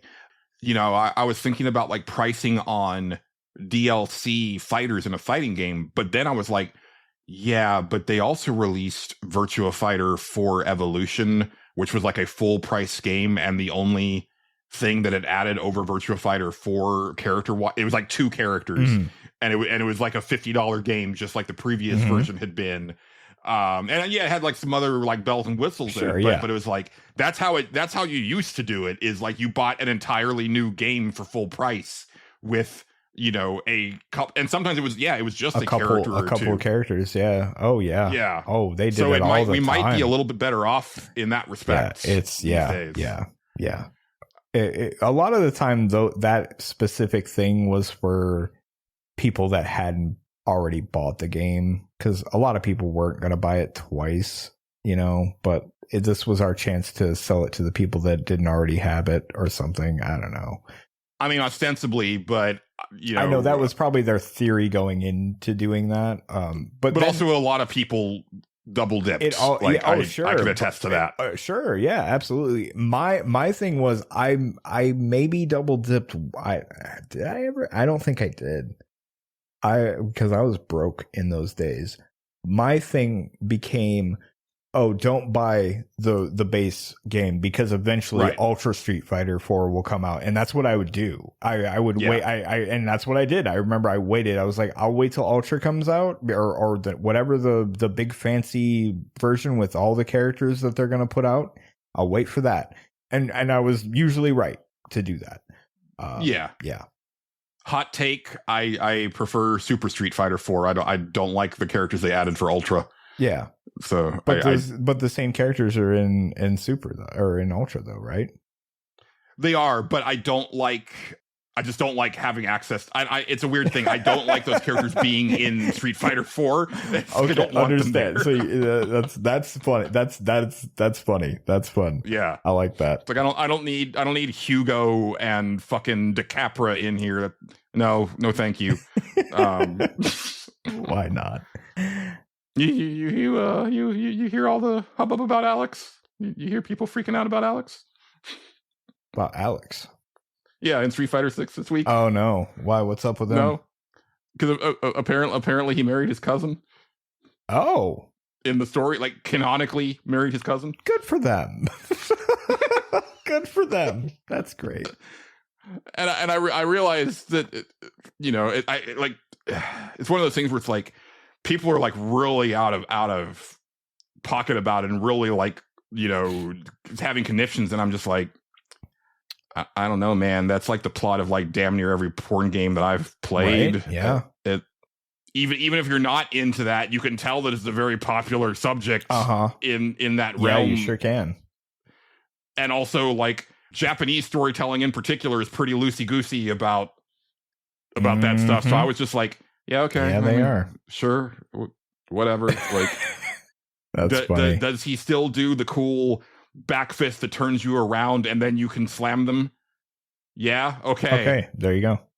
That's what I want. Yeah, Street Fighter not known for its like amazing story arcs, at least in my opinion. You know what I mean? I might have a different opinion if it was the same thing in a Mortal Kombat game, because I'm more invested in the story there. In it. Yeah, that's one of the few fighting game stories where it's like I don't play Mortal Kombat for the fighting. I'm here for the story mode. Like, what are we doing this year? Is it wild and stupid? Yes or no? Yeah, and that's what I'm there for. Street Fighter, I'm like, no, I want to play with Chun-Li and see her kick things, and that's what I want to do. Or everybody in the city fights each other, because that was ridiculous and stupid and fun. Man, I want more of that. Yeah, we'll be hard pressed to see another mode like that, I think. Sadly, probably. Yeah. I mean, I don't know. People seem to be into it though. Like, yeah. That's true. There was the Avatar versus Avatar battles that were going around for a while when it first came out. Of course, it was eventually always going to settle down, where people were just like, you know, okay, now we're playing these guys and doing the people that are left, you know. And I ditched PSN, so I can't hop online anymore anyway to check it out. I mean, you can still play World Tour mode, but yeah. But no, when it comes to Street Fighter, the only times that I care about the story is the animated movie for Street Fighter 2. And I do like the story in the Alpha series, because it did a good job of like kind of fleshing out that prequel era. Yeah. But yeah, that's it. Yeah. Right. I'm actually playing through like all of the Street Fighter 3 games for an episode of Games My Mom Found. I forgot because I don't like Street Fighter 3. Yeah. Just full stop. But I forgot I had forgotten how quickly Second Impact came out after Street Fighter 3. It's just a matter of months later. But yeah, I didn't realize how sparse the base roster actually was, because my memory was that I hated and I do hate the roster of Street Fighter 3, but my memory was that first game had 12 and Necro and Oro, and it's like, oh, it's just Oro. Yeah. Like 12 and Necro aren't in the base game. Sure, yeah. Oh, and Remy. I thought Remy was in the base game, and he's not there until fucking Third Strike. Right. And I was like, oh, weird. Okay. Yeah. I mean, it doesn't change the fact that I only like 4 of the new characters in this entire game. Yeah. But right. Yeah, just weird. Yeah, it is weird.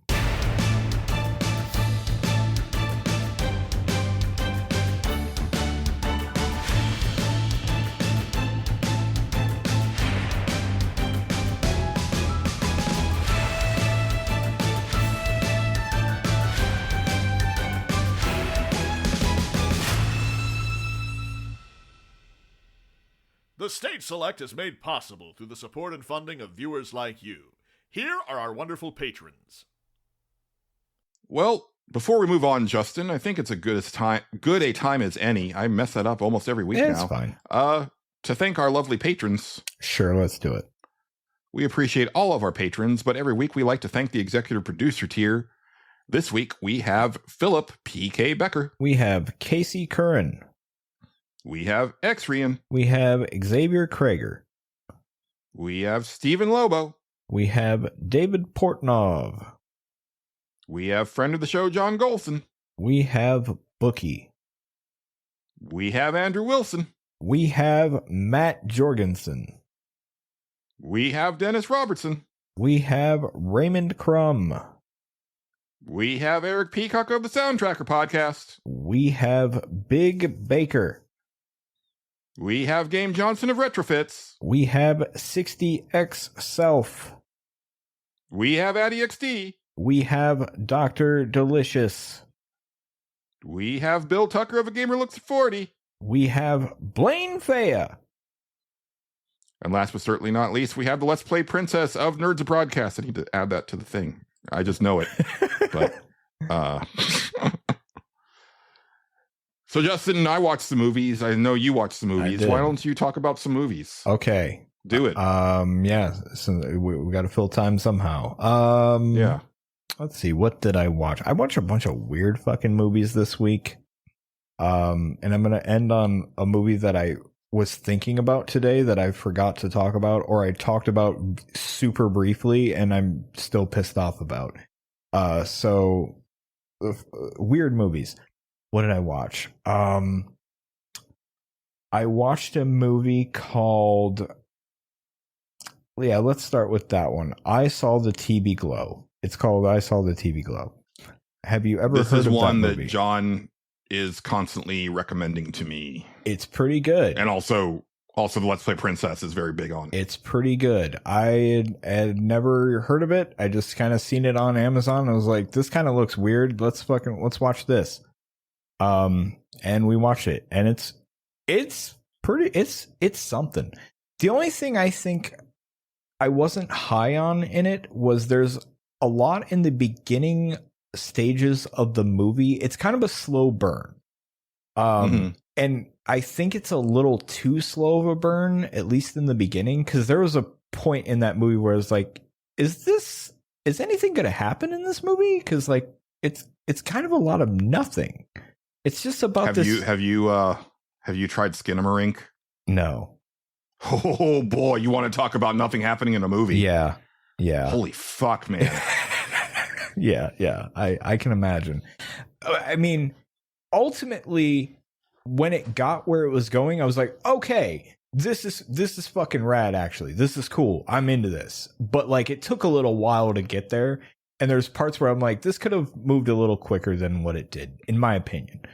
But ultimately, like, yeah, when it gets to where it's going, it's got some like real fucking hardcore nightmare fuel shit in there, and I was like, this got something. This is fucking got something. The entire premise is it starts out, this kid is really, he sees commercials for this show called The Pink Opaque, and so he kind of was like, I really want to watch this show, but I'm not allowed to stay up late enough because he's a kid. Then he asks specifically, can I stay up this late to watch this show because it looks cool? And his mom goes, you're not allowed to watch that show.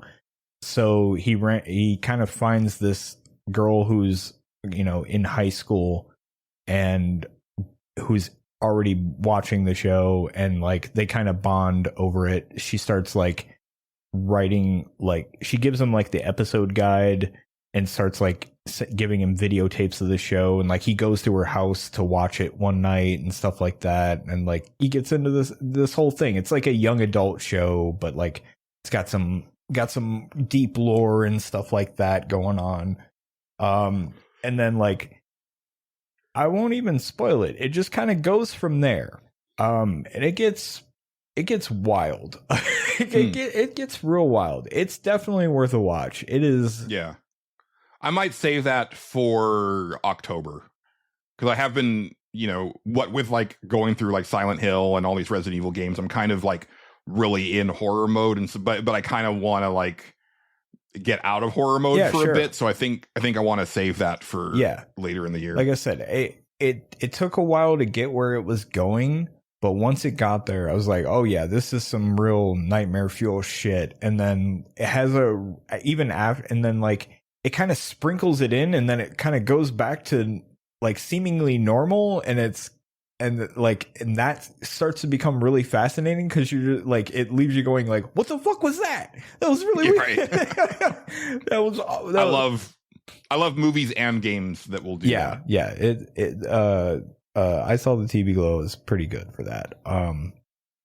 Yeah, we were on a real and also sometimes weird things like that happen in the show that like, yeah, you know, are almost like breadcrumbs, right? And that's fun for me. Yeah, absolutely. Hopefully for the listeners too.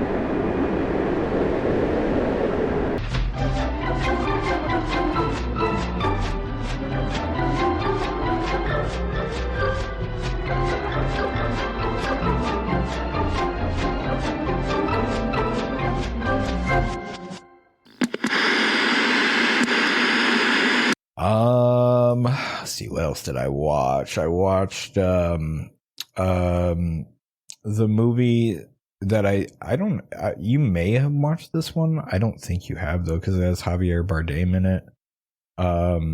It's called Mother with an exclamation point at the end of it. I have seen Mother. Oh yeah, okay. Mother is a weird ass movie. That's a weird fucking movie, man. Yeah. That is a weird fucking movie. Because that's Aronofsky also. Okay. Right? I did not know that. I'm pretty sure, because I think we talked about that when Black Swan. Yes. Okay. Yeah, that makes sense. That movie is out there. Yes. Yeah. Kim was after we watched that movie, she was like, "Oh, I think we're on a weird movie kick this week. Let's watch this one." And I was sitting there watching it. I'm like, "Yeah, this is fucking weird," because it starts off kind of like innocently enough, and then like slowly but surely, you're like, "What the fuck is this, man? This is odd." Yeah. That's a movie that it's tough to explain. I mean, it's basically like Javier Bardem is a man who writes poetry, and then some people show up at his house, and he's fine with it. You know, it's cool. Oh, right. Like there's like more and more weird guests start showing up, right? Yeah, it starts out as like a guy shows up, and then all of a sudden his wife shows up, And then, you know, they're kind of like making themselves at home a little bit, and he's cool with it. But Jennifer Lawrence is not okay with it. But it's his fine. wife, don't try to figure out how that works. Yep, don't try to figure it out. No, not at all. And then, then all of a sudden, like, other people start to show up, and then it just keeps escalating until it really escalates. And it's that movie is something. Yeah. You're making me remember more of it, because my recollection, because I saw that in the theater. Yeah. And I think I remember not disliking it, but also not, I remember like leaving that theater being kind of like, huh. That's exactly, but not in a bad way. Yeah, no, that's exactly how I felt at the end of it. Like, I think I even maybe made that exact sound at the end. I was like, huh, okay. Yeah. Sure.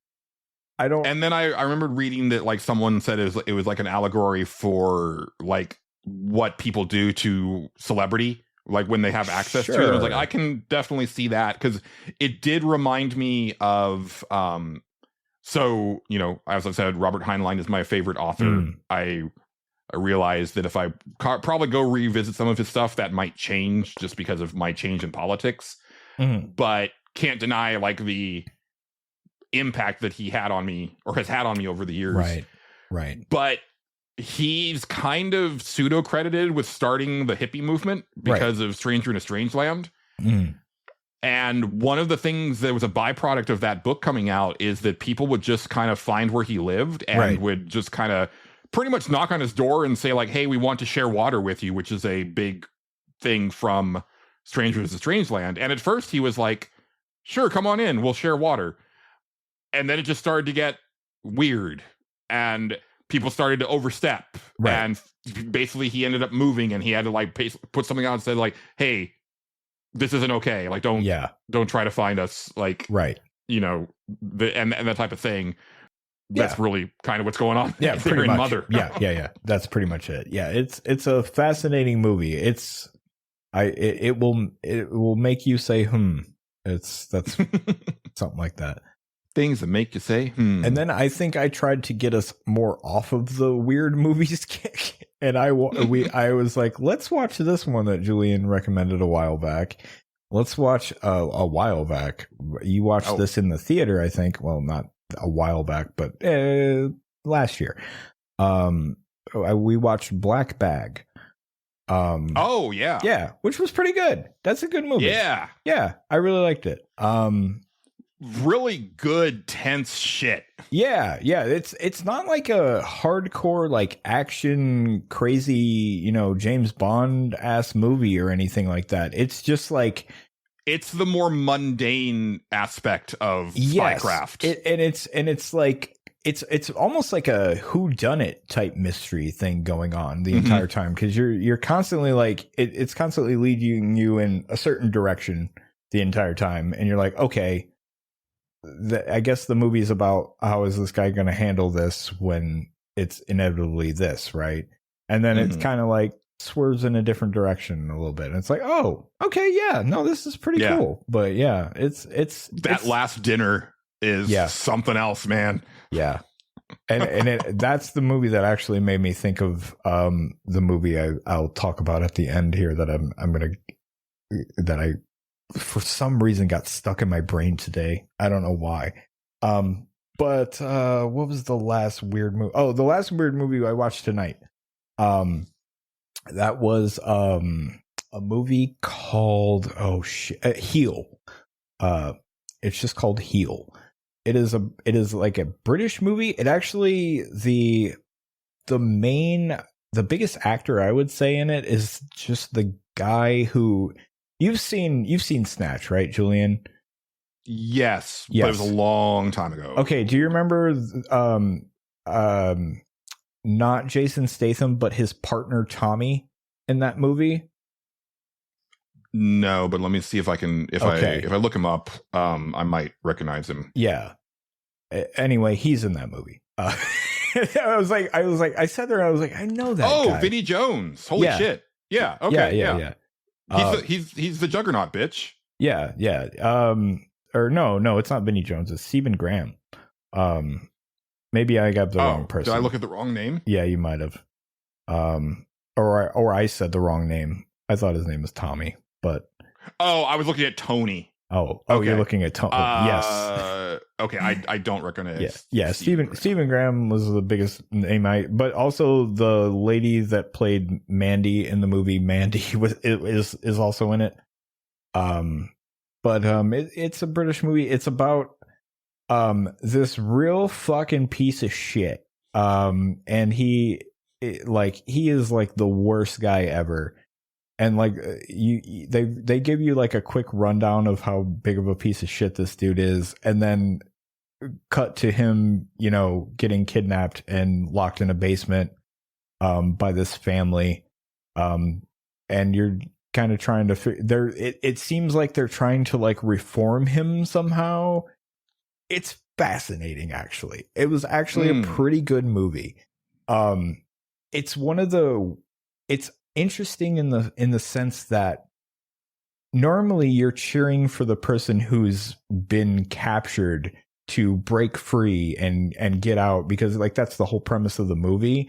But this time you're like, no, but that guy sucks though. Fuck him. Like, and right. Like these seem like oddly good people. Like it's this weird thing.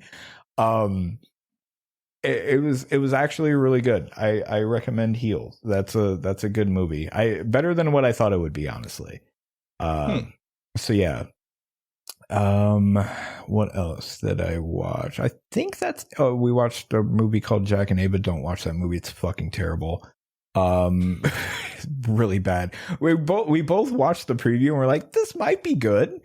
And then I was like, this is the most like nothing is happening movie I've seen in quite some time. It's like, it's one of those movies it's good enough. It's just incredibly mid.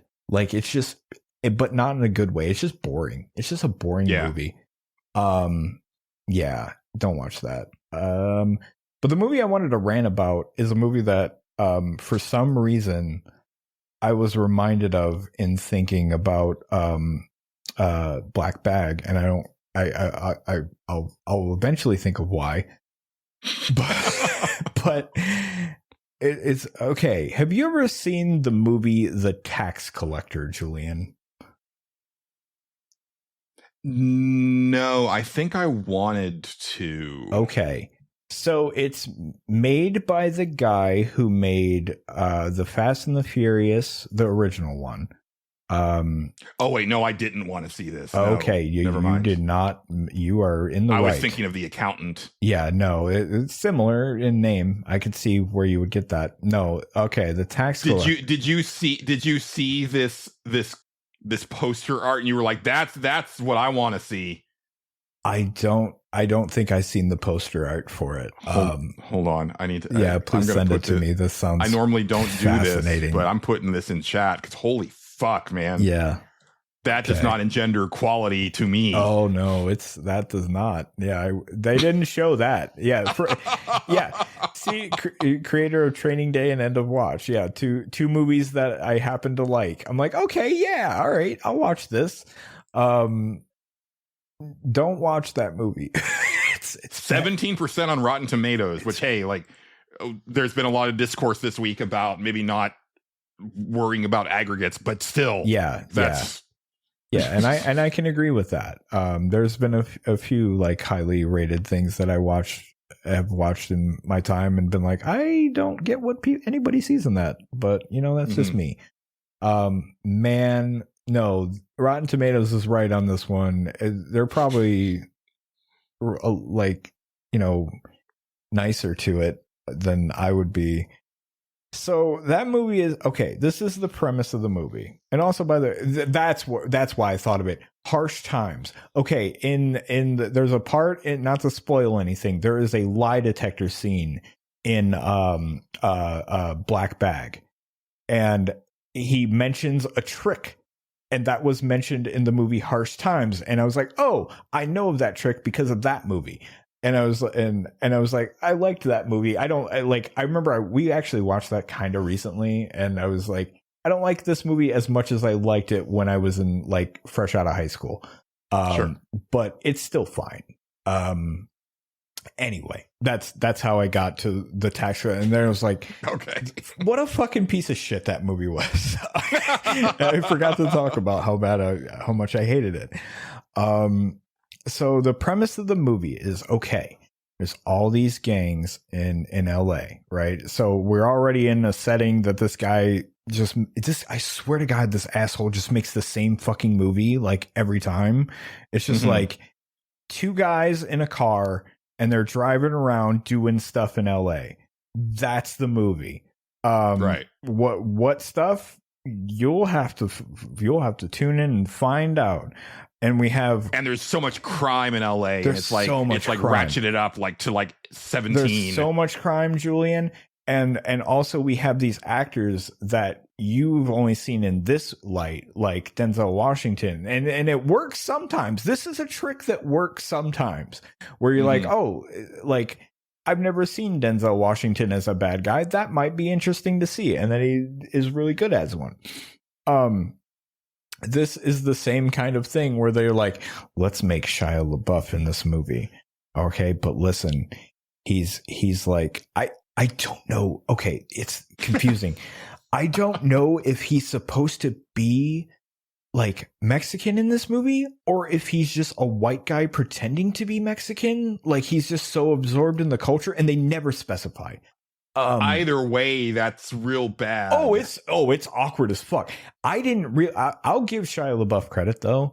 I didn't even know it was him because I didn't look up the cast for a while. I didn't. Okay. So I didn't. I just kind of went in blind. I just seen who made the movie. I was like, oh, okay, yeah, I'll watch that. Why not?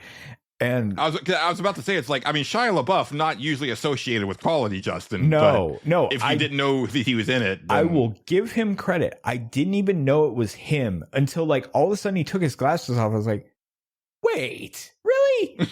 Okay, what? So I'll give him credit on that. He was doing a good job. He's the most intriguing character in the movie, which says a lot about the fucking movie. So the entire thing is like, okay, there's all these gangs in LA. They're real fucking bad gangs, man. They're so hardcore. But listen, there's this one guy, and they all have to report to him. Actually, they all have to pay him. So any money that they get, they have to pay. They consider it their taxes. And these guys, they go around and collect that money, and they're real badass dudes. Okay, so already there's a problem because, okay, what kind of conflict can we have? It's almost a wrestling booking problem where you're like, okay, we have our badass world beater, but we have to put them in peril somehow. But we also have to keep them looking strong. I don't know, and we really booked ourselves in the corner. How do we get out of this? Wrestling, you pull CM Punk aside and you tell him to make Roman Reigns look real strong, right? And then let him go down the hallway, and then somebody else pulls CM Punk aside and says, no, but really, you got to make Roman Reigns look real strong. Right. And then by the third or fourth time that he's heard it, there you go. Well, it's either that or you book a DQ finish like we would in the 80s. And it's like, okay, yeah, our world beater, they're still a badass. They would have won had it not been for, Ric Flair throwing powder in their eyes or whatever, however you want to do it. They don't have that trick here. Anyway, so like there are these guys. The main character is this dude, and I felt so bad for him throughout the movie because he's surrounded. Okay, we brought in Shia LaBeouf, and he's doing his best, I assume. We have fucking George Lopez as a gangster. Like, it's his uncle, and he's like this old school like gangster guy, but he works at this garage because we got to keep it on the DL that I'm a hardcore guy like this. So I was like, I seen him, I was like, well, I know you. Where do I know you from? And then I had to look. That's when I looked the cast up and was like, that's George Lopez. He had the fucking sitcom. Like, what is he doing here? That's weird. Okay. Shia LaBeouf's character is named Creeper. Yeah, Creeper. Yeah. I'll give him credit. He was the best part of the movie by far. I mean, yeah, little problematic. That was my initial thought too, but still the only reason you would even tune into, and you only need to watch half of it because he dies midway through it, which completely wrecks the entire thing. Hey, props to this movie for not having any of the Hispanic actors named Hector. Yeah, like the characters. Yeah, that's impressive. Yeah, there's this one actor who is famous for having played a character named Hector in like nearly every one of his roles. Yep, I know exactly what you're talking about. He's actually in the Fast and Furious. Yes, he is. Series. I keep thinking he's in Training Day as well, and I think that's his name in that too. Surprised he's not here, honestly. Anyway, so the movie basically is just like, okay, these guys, they're gonna go around, they're gonna get these. Everybody's like afraid of them. So clearly they're really badass, but then this other guy shows up and he's more badass, and now the gangs are going to work for him instead of this other dude that's in jail and won't talk to the main character and is weird about it. So he's more badass. So okay, now we have our conflict. So we have our two big badasses. So what do our main characters do? They hold a meeting and they get all the badass guys together. And I'm like, okay, there's like 7 of you. I can't believe there's only like 7 of you. You must be really fucking badass. And they all get taken out in like one scene. And I'm like, these are not badasses at all. I'm not buying this at all. Oh man. And then Creeper gets, kidnapped and murdered. And I was like, oh boy, well, that's it for the most interesting part of the movie.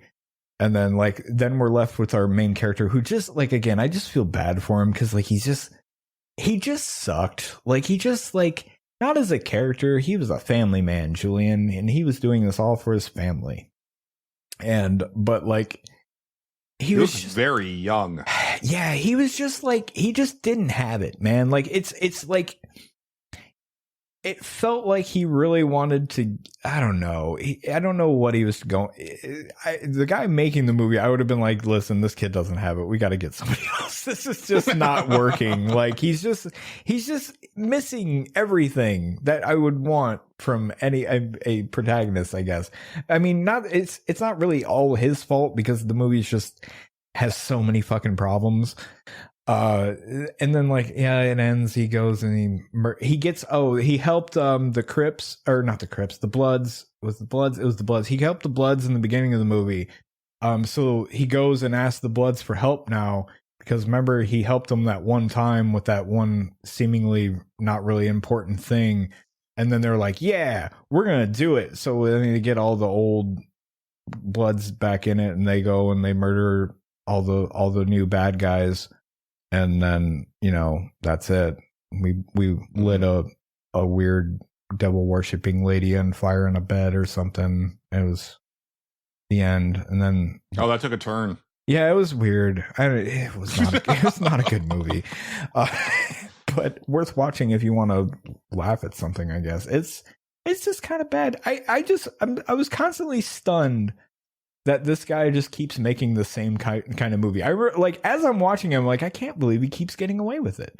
He's just making the same movie. It's just two guys in a people car. really love Training Day. I've never seen it, but people really love Training Day. Okay, listen, Training Day is really good. I'm not going to sit here and act like it is. It's really good. Yeah. There are certain bits, there are certain, celebrity roles that show up. Dr. Dre is in that movie.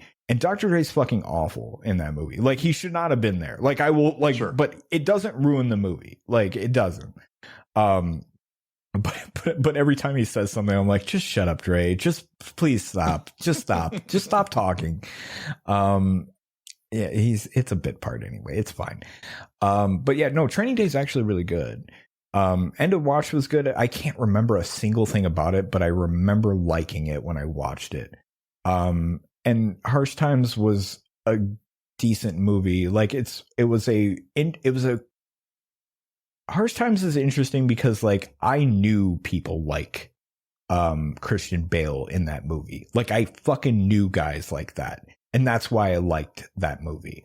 And still, like, even watching it today, I was like, yeah, I remember this time in our history, and I knew motherfuckers that were exactly like this.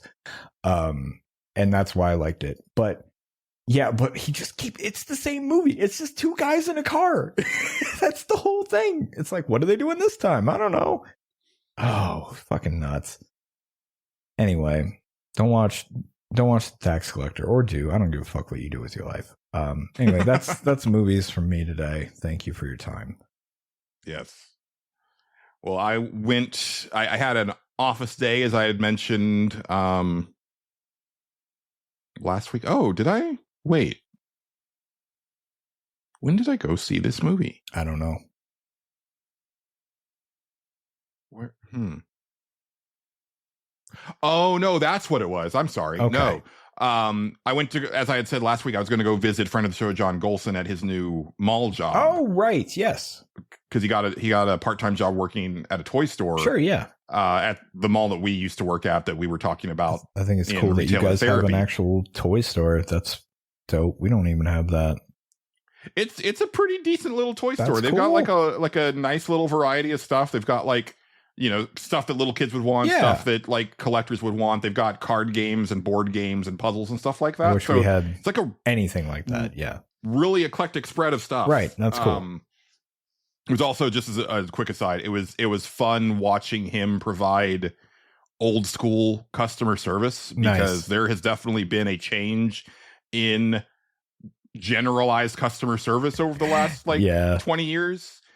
And it was just like really fun and nostalgic watching him. Like as I came in, he was like, you know, talking to a customer, and then he greeted some customers that came in, and, you know, like just like the general, like, on top of it vibe, as far as like, you know, not ignoring people and not being like generally dismissive or lackadaisical, like that's really good. Engaged. Like, it was just like, man, yeah, this takes me back. Nice.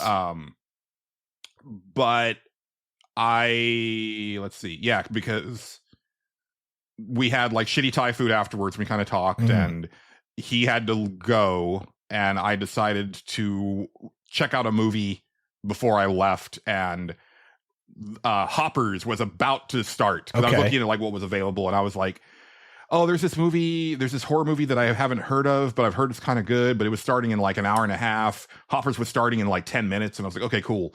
And I had seen the trailer of Hoppers, and it did look entertaining, but I had forgotten that it was a Pixar movie. And so when the movie started and the Pixar logo came up, I was like, oh no, because I am not a Pixar fan. Yeah. Okay. Like that's probably one of the big movie hot takes that I have. Most Pixar movies that I've watched, I was like, that was good. I never want to see that ever again. That's kind of how I usually am with those movies too. Yeah. Yeah. There's a handful that I've been able to watch multiple. Like, I really like Finding Nemo. That was one I only wanted to watch once, and I was kind of over it. Yeah. What was another one? Because there's Monsters Inc. I liked a lot. Toy Story I liked to some degree. Toy Story did nothing for me. There was a trailer for Toy Story 5, and I was like, what the fuck is going on? Too many Toy Stories, but yeah. I get it.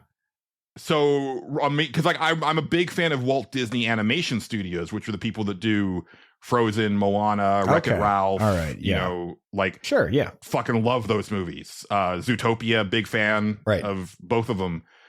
But so I was like, oh, I don't know about this. Yeah, Hoppers is a fucking delight. Oh, nice, good.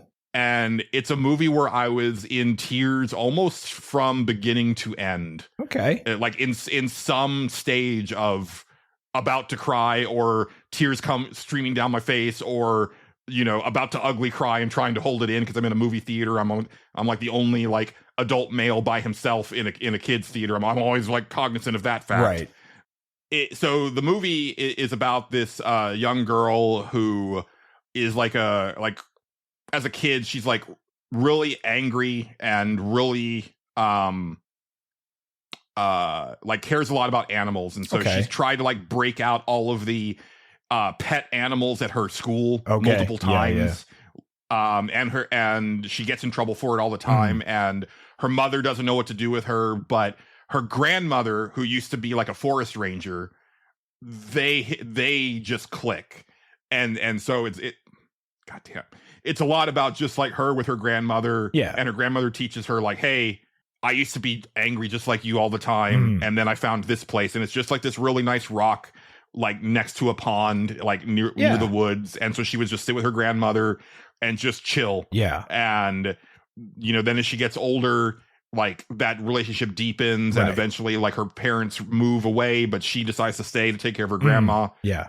Life happens. Right. And she's in college, and she's in like an environmental, like it's kind of an environmental science type course. Okay. And meanwhile, like she's like a super engaged activist. Like there's this great relationship with her and the mayor where it cuts to like multiple iterations of them just yelling at each other. Like they just constantly argue because she protests like everything that he does. She calls him Jerry, like, and because that, you know, like she's just that familiar with him. Right. And so he's trying to build this beltway that goes through her pond. And she's been trying to stop it and everything. And she runs afoul of them basically, and he's like, no, but look, like the animals are gone, like, so it's not a protected area anymore. They all left, right? So like we got the clearance to go ahead with this. And she's like, what? That doesn't make any sense. Why did the animals leave? And then like her professor says, well, if we could get like a beaver to come back, like, you know, like one beaver would actually like kind of fix this whole thing, because they would instinctively build the dam back up, and the water would come back and blah blah blah. Yeah. And she's like, okay. So she tries to like, you know, lay out like stuff to lure a beaver back to the pond, and it doesn't happen. But then she finds this other beaver, and she's like, oh no, you got to come back. And she chases after the beaver, and then finds out that it goes all the way back to her college, and she finds a secret lab underneath the college where her professor is working on this robot tech where they're able to like zap their minds into this like robot body, and they've been like basically examining animals that way. Okay. Because her professor's been trying to do this her whole career. Like, you know, she was like, I couldn't get close enough because I would scare them off. Right. And then I had this brilliant idea, and so like it shows her like in a big beaver costume, and they still run off. And then she like tried with like a plush beaver, and they still would run off. And so she just kept iterating on it over the course of her career. And now she has this robot. And Mabel is the name of the girl. She basically like commandeers the beaver robot and like goes to try to find beavers to come back to the pond. And it's really awesome, Justin, because like the beaver robot and all of the animals, like they show you what they appear and sound like to humans, and it's like they've got like little beady dot eyes like a ditto, which is apt considering everybody's into like Pocopia right now. Yeah. But you know, just like beady little eyes, lifeless eyes, and you know, they just chitter. But when Mabel is in the robot, then she sees them with like the more animated faces, and she can understand everything that they're saying and everything. Right. And there's been this king of the mammals named George that helped bring all of the animals that have been displaced to this pond, and they live under these communal rules, which is very communist, very cool. Yeah. And so it's basically her like kind of learning how the animal kingdom works and everything like that. But it gets great when she tries to make them understand that the humans don't care about the animals and that they need to take back their land. But then that escalates too far to where like the different kings of the different different factions of animal life decide we're going to squish the humans, right? You know, because it's a kids movie. Yeah. And so then it's like her trying to stop the squishing from happening. Yeah. Okay. But like it leads to like some great parts where she's like sitting in Jerry's car in the back seat, but he only sees this regular looking beaver because he can't understand her. But since she's a human, she grabs his phone and she just starts typing text to speech, like, you know, in his phone. It's got some great moments, but like the whole time, like, because there's a lot of like flashbacks to the grandmother and stuff, and it just made me really miss my mom in a really big way. But then also just like trying to help keep the planet from dying, right? Yeah. Like it's got some really good themes to it, and it's really fun. It's really funny. Highly recommend it. It's definitely one of those movies where it's like you need to show this to your kids at a very specific age and then make sure that they internalize it and maybe they grow up to not be pieces of shit. Right. But Really enjoyed Hoppers. Can't recommend it enough. Yeah, nice. And then I proceeded to watch Baby Assassins 2 on Prime with the ads. And halfway through Baby Assassins 2, I ordered all 3 Blu-rays on Amazon. Nice. Fucking Baby Assassins, man. They're so fucking good. Yeah, yeah. And I think something that I neglected to mention last time that I did want to highlight. I didn't finish Baby Assassins 3 because I just ran out of time. I started to watch it last night, but I was so tired. I made it halfway through. I thought I could finish it before we recorded, but I had like half an hour left, which I hate. I hate breaking up movies like that, but sometimes it just happens. It happens, yeah. One thing that I really love about Baby Assassins as a series, and also it's what I love about K-pop Demon Hunters, is that it's so rare to see women depicted as silly or as zany or as flawed as male characters. Sure, yeah. Right? Like usually in movies, like women are like, they're always like super glamorous, or they're very put together. They're like the voice of reason to like the, you know, the himbo character, or just like the Homer type character where it's like, you're a fucking idiot. I don't know why this woman is with you, but here we go. But like K-pop Demon Hunters is like got a lot of praise for just like, oh, you never see like female characters in like American animation look this silly on such a consistent basis. Right. And the characters in Baby Assassins are just so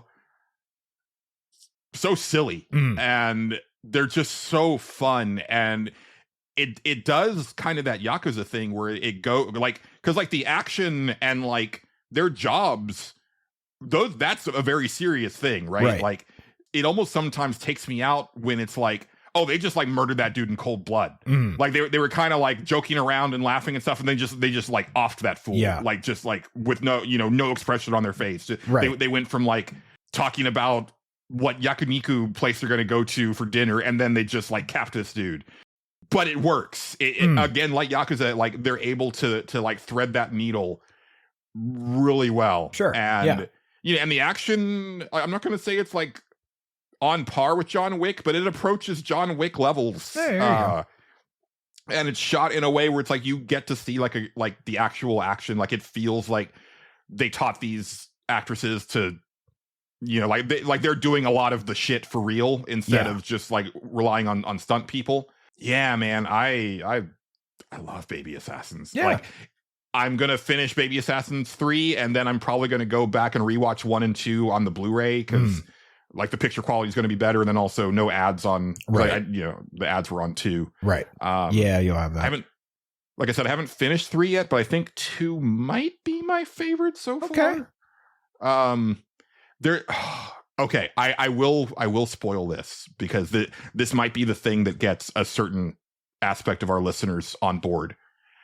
They get in part 2, they get a part-time job where they're mascots, and so they're in these big mascot suits like Kiryu does, right? Sure, yeah. But there's like a conflict in that one where Chisato, the crazy one, ends up getting really into gambling, and they're hurting for cash in this movie, but she keeps like wasting her part of her paycheck on gambling. Sure. And there's a part where they start to get into like an actual physical altercation while working as the mascots. And they do like the Iron Man thing with the camera, like where it's just their face with like surrounded by blackness. Right, yeah. And it's not a 1-to-1, I think, because of the translation or whatever. But at one point before they come to like full blows, Chisato says like something about like, well, so and so is my friend, and then Mahiro, the other one, says, well, I'm your friend too, and that's like almost the same line from Civil War. Like, okay, yeah. And I was like, that's fucking good. Yeah, that's really funny. Yeah. There you go. It can't recommend them enough. I was trying to watch both of them because I was like, I kind of hope that Justin took my advice and checked out Baby Assassins and then watched all 3 in the 1 week. I have the first one in our watch list. Whether I can convince Kim to watch it or not is a different story because she just was not in the mood for that. So I was like, all right, yeah, I tried. But yeah. Is she pro subtitles? Does that bother her? No, she can watch stuff like that, but then also we have to focus on it. So sometimes we're just not in the mood to do all that. No, that makes sense. Yeah. That is the big worry that I have about taking these up to Colorado next time, because I'm like, you guys got to watch this, but they're not dubbed, which sometimes is a problem for them. But oh man, so good. Yeah. I forgot about a movie that I watched. Oh, go ahead. We're done. Okay, it was a good movie. And I watched it last night, which I guess is why I forgot about it, because then I watched a movie today and then I forget. I watched a movie called Mother May I. Okay, I haven't heard of that. Yeah, it's pretty good. It's hard to explain. Well, it's easy to explain the concept. The concept is it's about this couple who the guy's mom dies and she leaves him her house. And so he didn't like know his mom or anything. So he's like, cool, free house. This is great. I'm going to sell this thing and that's going to be it. But before I sell it, I'm going to take my girlfriend out there and we'll just like have a weekend or whatever. And we'll figure out what we're going to do with it. Then we'll go back to the city. His girlfriend is like, her mom was like a really accomplished, like, I want to say like a psychologist. And so she does all this like stuff like, they play this game essentially where like he has a bunch of like, emotional shit going on. So she'll sit him down and she'll pretend to be him. And then they switch spots on the table and then he'll pretend and then he'll continue on after what they said or however they do it. And they go back and forth. Like sometimes it's her on the other end and he's doing the grilling and so on and so forth. But the main premise is at some point they do mushrooms and the girl starts to slowly act like the guy's mom. And then it's like, oh, okay, well, she is on mushrooms or something. It's kind of just a weird thing. And then she wakes up in the morning and she's still kind of acting like her mom. And because she does this weird role play therapy thing all the time, he thinks it's part of that. He thinks she's just going way too far somehow. And like he's starting to get really pissed about it. But then she starts doing shit that she shouldn't be able to do, or know how to do. And it starts to become really weird. And it escalates from there. That's a pretty good movie. So is it, would you consider it a horror movie? Like, is that kind of, it's not like terrifying in any way, but there is a definite supernatural element to it. And it is, and it does have some parts that are a bit on the creepier side for sure. It's pretty good.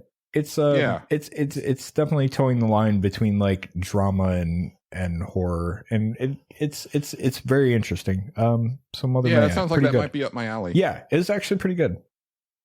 Pretty good. Definitely recommend that one. Okay, that's all I have. Okay. Yeah, that's all I've got too. Yeah. We have one question in the hopper, but we'll save that. Sure. Send us more comments, questions, or concerns. You know where to get at us. Yep. But until then, I think that's a show, Justin. I think that's a show, Julian. Yes. Thank you, as always, to the wonderful Megan McDuffie for our theme song and interstitial tracks. Yep. Thanks to friend of the show, John Gholson, for being our announcer and providing us with our logo and artwork. Thanks to you for listening to the show and not being disappointed that it didn't hit 3 hours. Yeah. Sometimes we just need to be like 2. It's fine. Yeah. I mean, we're still closer to 2.5 than 2. So that's fine.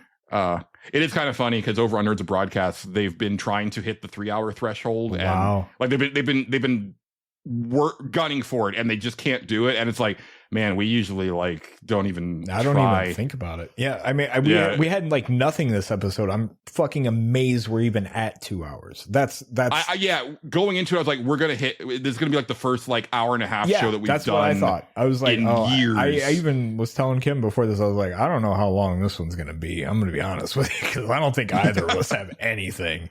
So we'll see. Turns out I had more to say about those 2 hours of Crimson Desert than I thought I did. Yeah, it was great. But yeah, that's gonna do it for this edition of the Stage Select. I've been Julian Titus. He's been Justin Ham. We've been the Stage Select. Signing off.